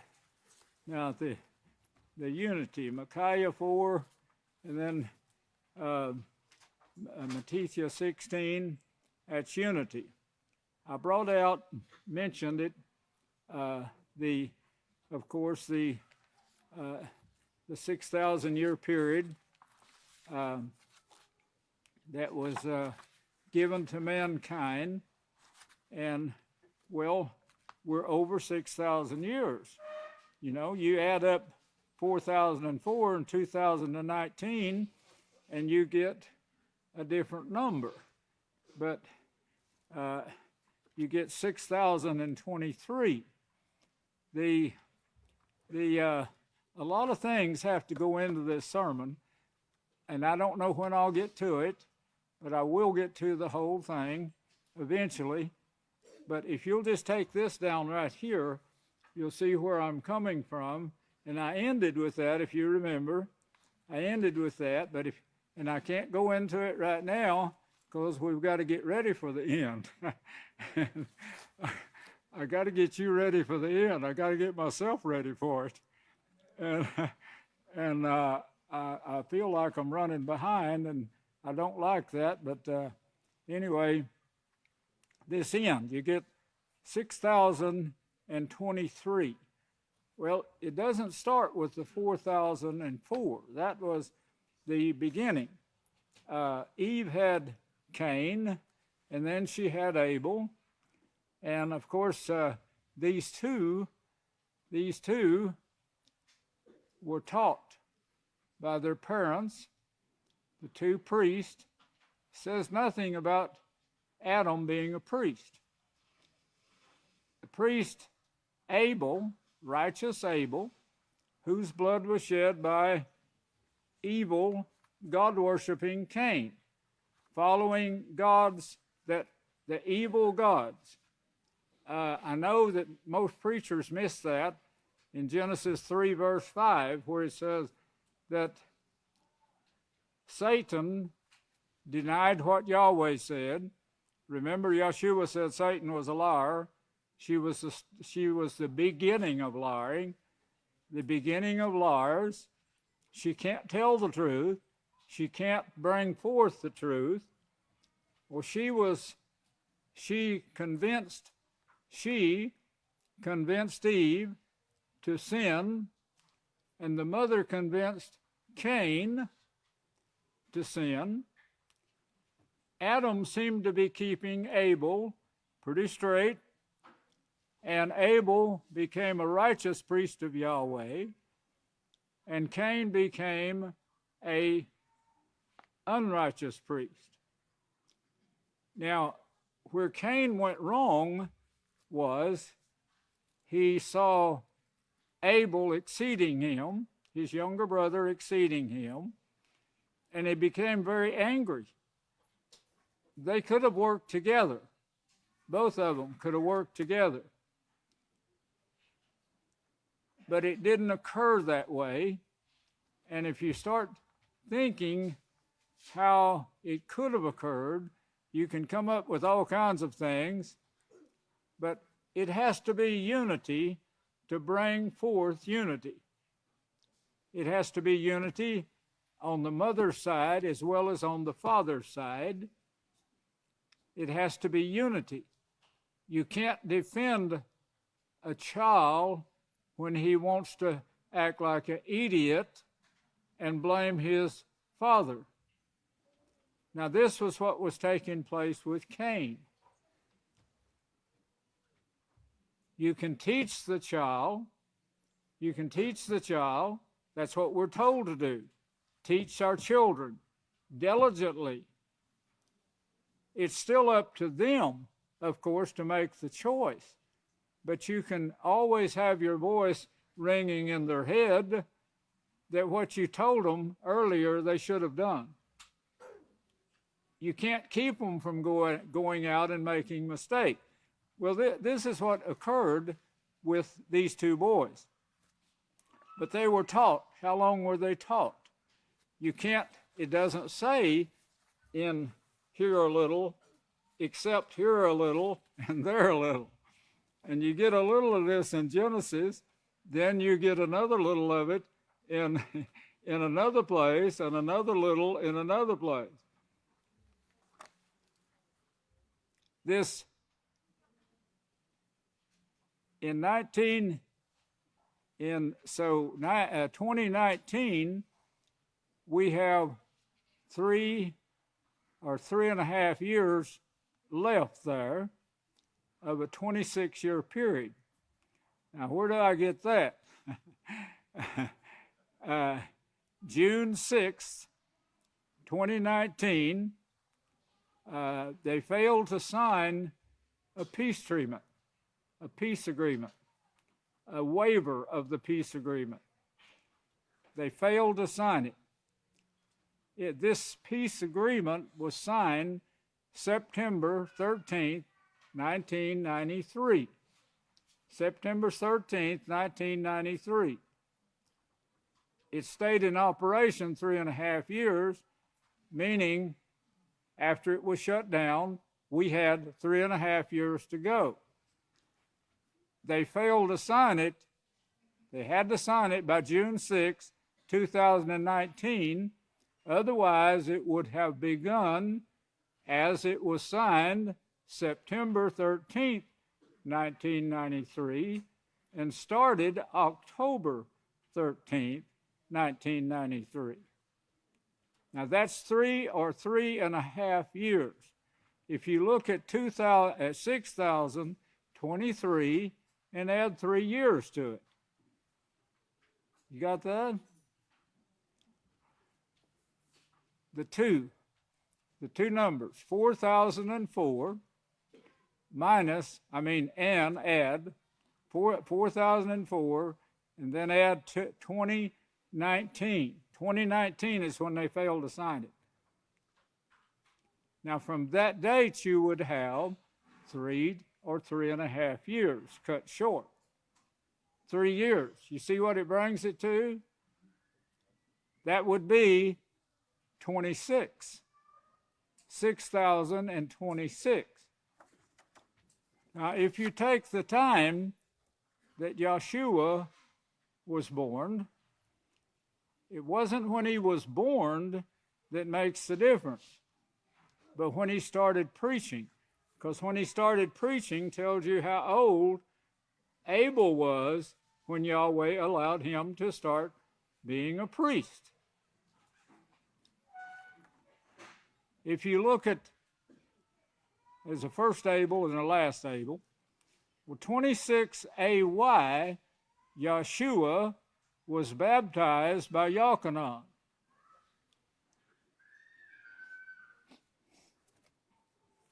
If you write this down, you can explain it later. 26 AY is when Yeshua was baptized by Yochanan. That is Matthew 3:13. I'm going to turn over there. I don't want to slip up here. I'll be explaining the rest of my life if I do.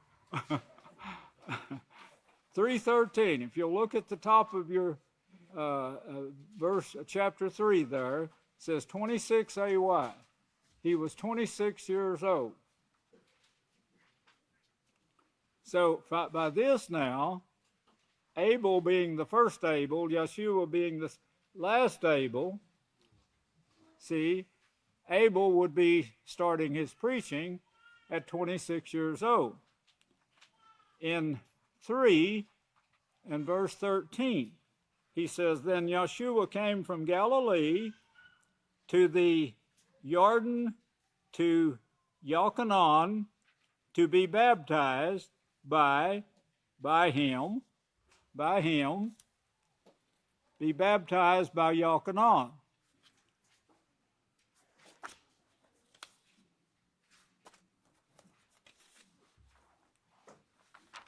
In let's see, that is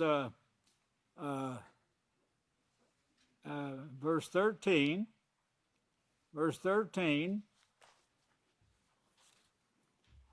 In verse chapter 4, let's see, he was sent out to be tempted. This was 27 AY. He had just been baptized now. And they started, and he went out to be tempted, taken into temptations. Anyone ever been tempted to go out and make money? Has anybody ever been tempted with holding a worldly office? I remember when I was friends in Abilene, I thought they was friends, but I remember I knew all the bankers, all the judges, all the lawyers. In fact, they came over. That's Dr. Tull, by the way. I told you I couldn't remember his name. I had doctors, lawyers. Yes, they came to my house to visit. And they were wanting me to get involved in politics. And I was a upcoming businessman and doing very well, and all the bankers told them that. And I could do a great deal for this community. Just get me in politics. Well, I wasn't interested in that. I wasn't interested in making a bunch of money either. I was interested in doing the work of Yahweh. Well, he was tempted. Yeshua was tempted, turned it all down, said, I don't want any part of it. Worldly riches, fame, everything went with it there in the next 6 verses.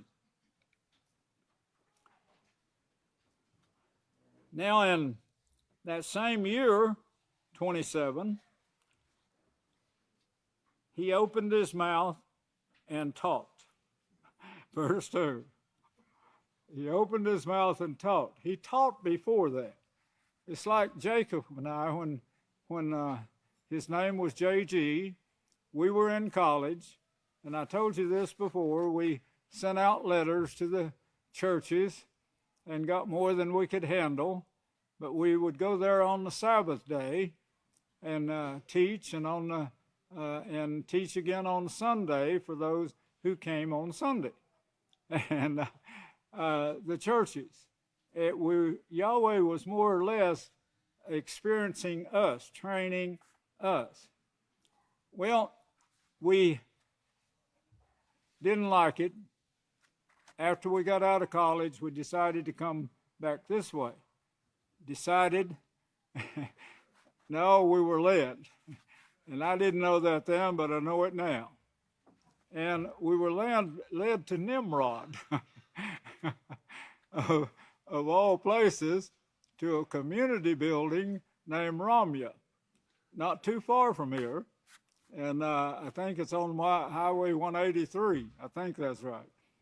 And we pastored that community building, and there's where we agreed, along with several others now, that we had about 7 or 8 families. No, not that many. Maybe 3 or 4 families. Wasn't very many. But we brought up the name Yahweh.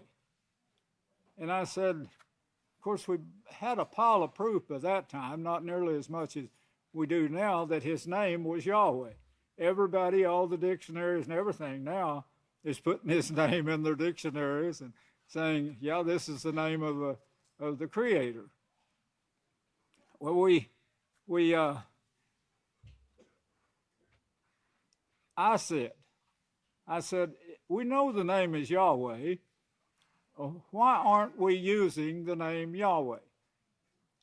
Well, everybody agreed we should. I said, why don't we? Why don't we just do it? Mark God and Lord out of our memories.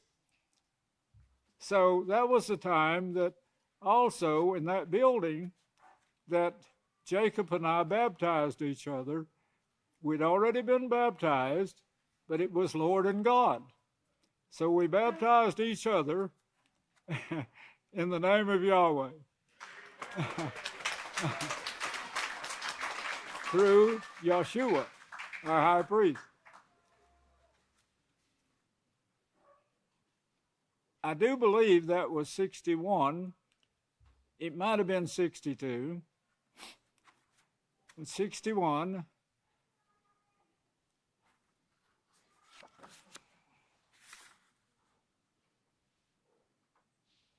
I know I was 26 years old.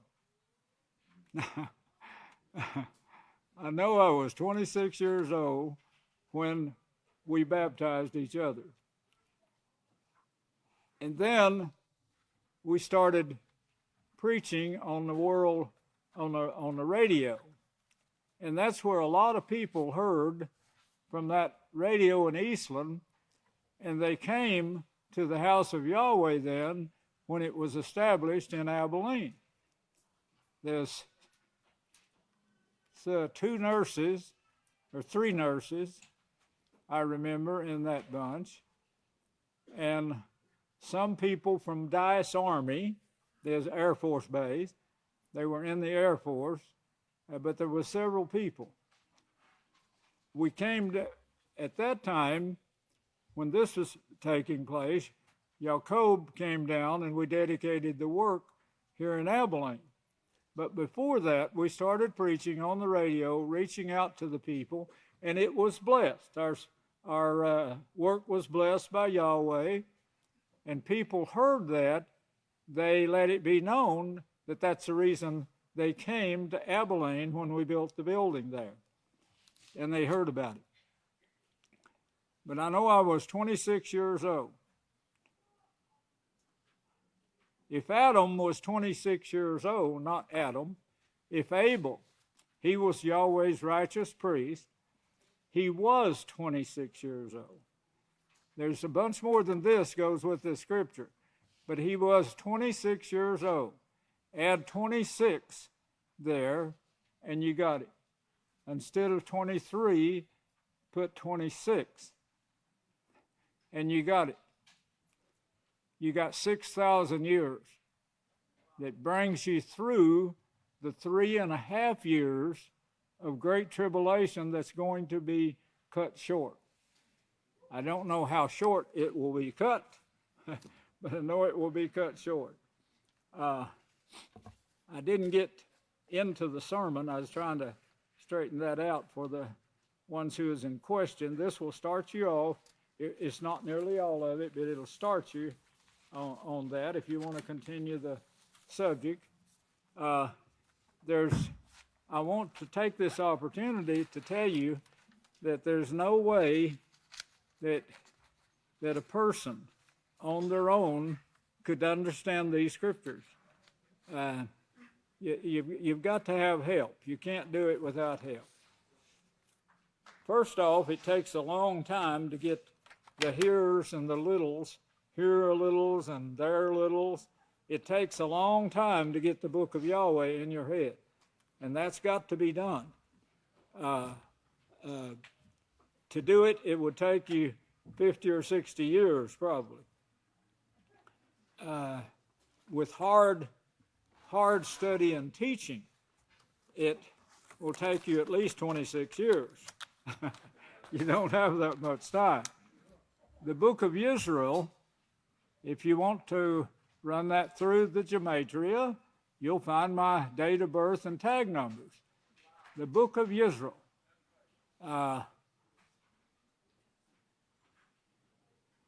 One of the elders, the great Kohan Shaul, and his team of workers at the press room started this book of Yisrayl, putting together my sermons and writings. But that book is necessary. It puts together for you the here a littles and there a littles, which are thousands, brethren. And you can't just read the Bible, or you can't just read the book of Yahweh and get it. It takes one paragraph has, depending on how long the paragraph is, but one paragraph could contain 20 sermons. showing here a little and there a little. and of course, that's the reason the word for our generation means repetition. That's one of the meanings of it. It's a time period set and means repetition, to where we take a word from a sentence and we show you the meaning of this word. If you put the word, no, I better not bring that up now. You'll be calling me all week long. I'll wait. Maybe the elders will let me speak next week. If they do, maybe I'll bring it out at that time. Yahweh bless you, and I'll turn the services back to the next leader. I love you.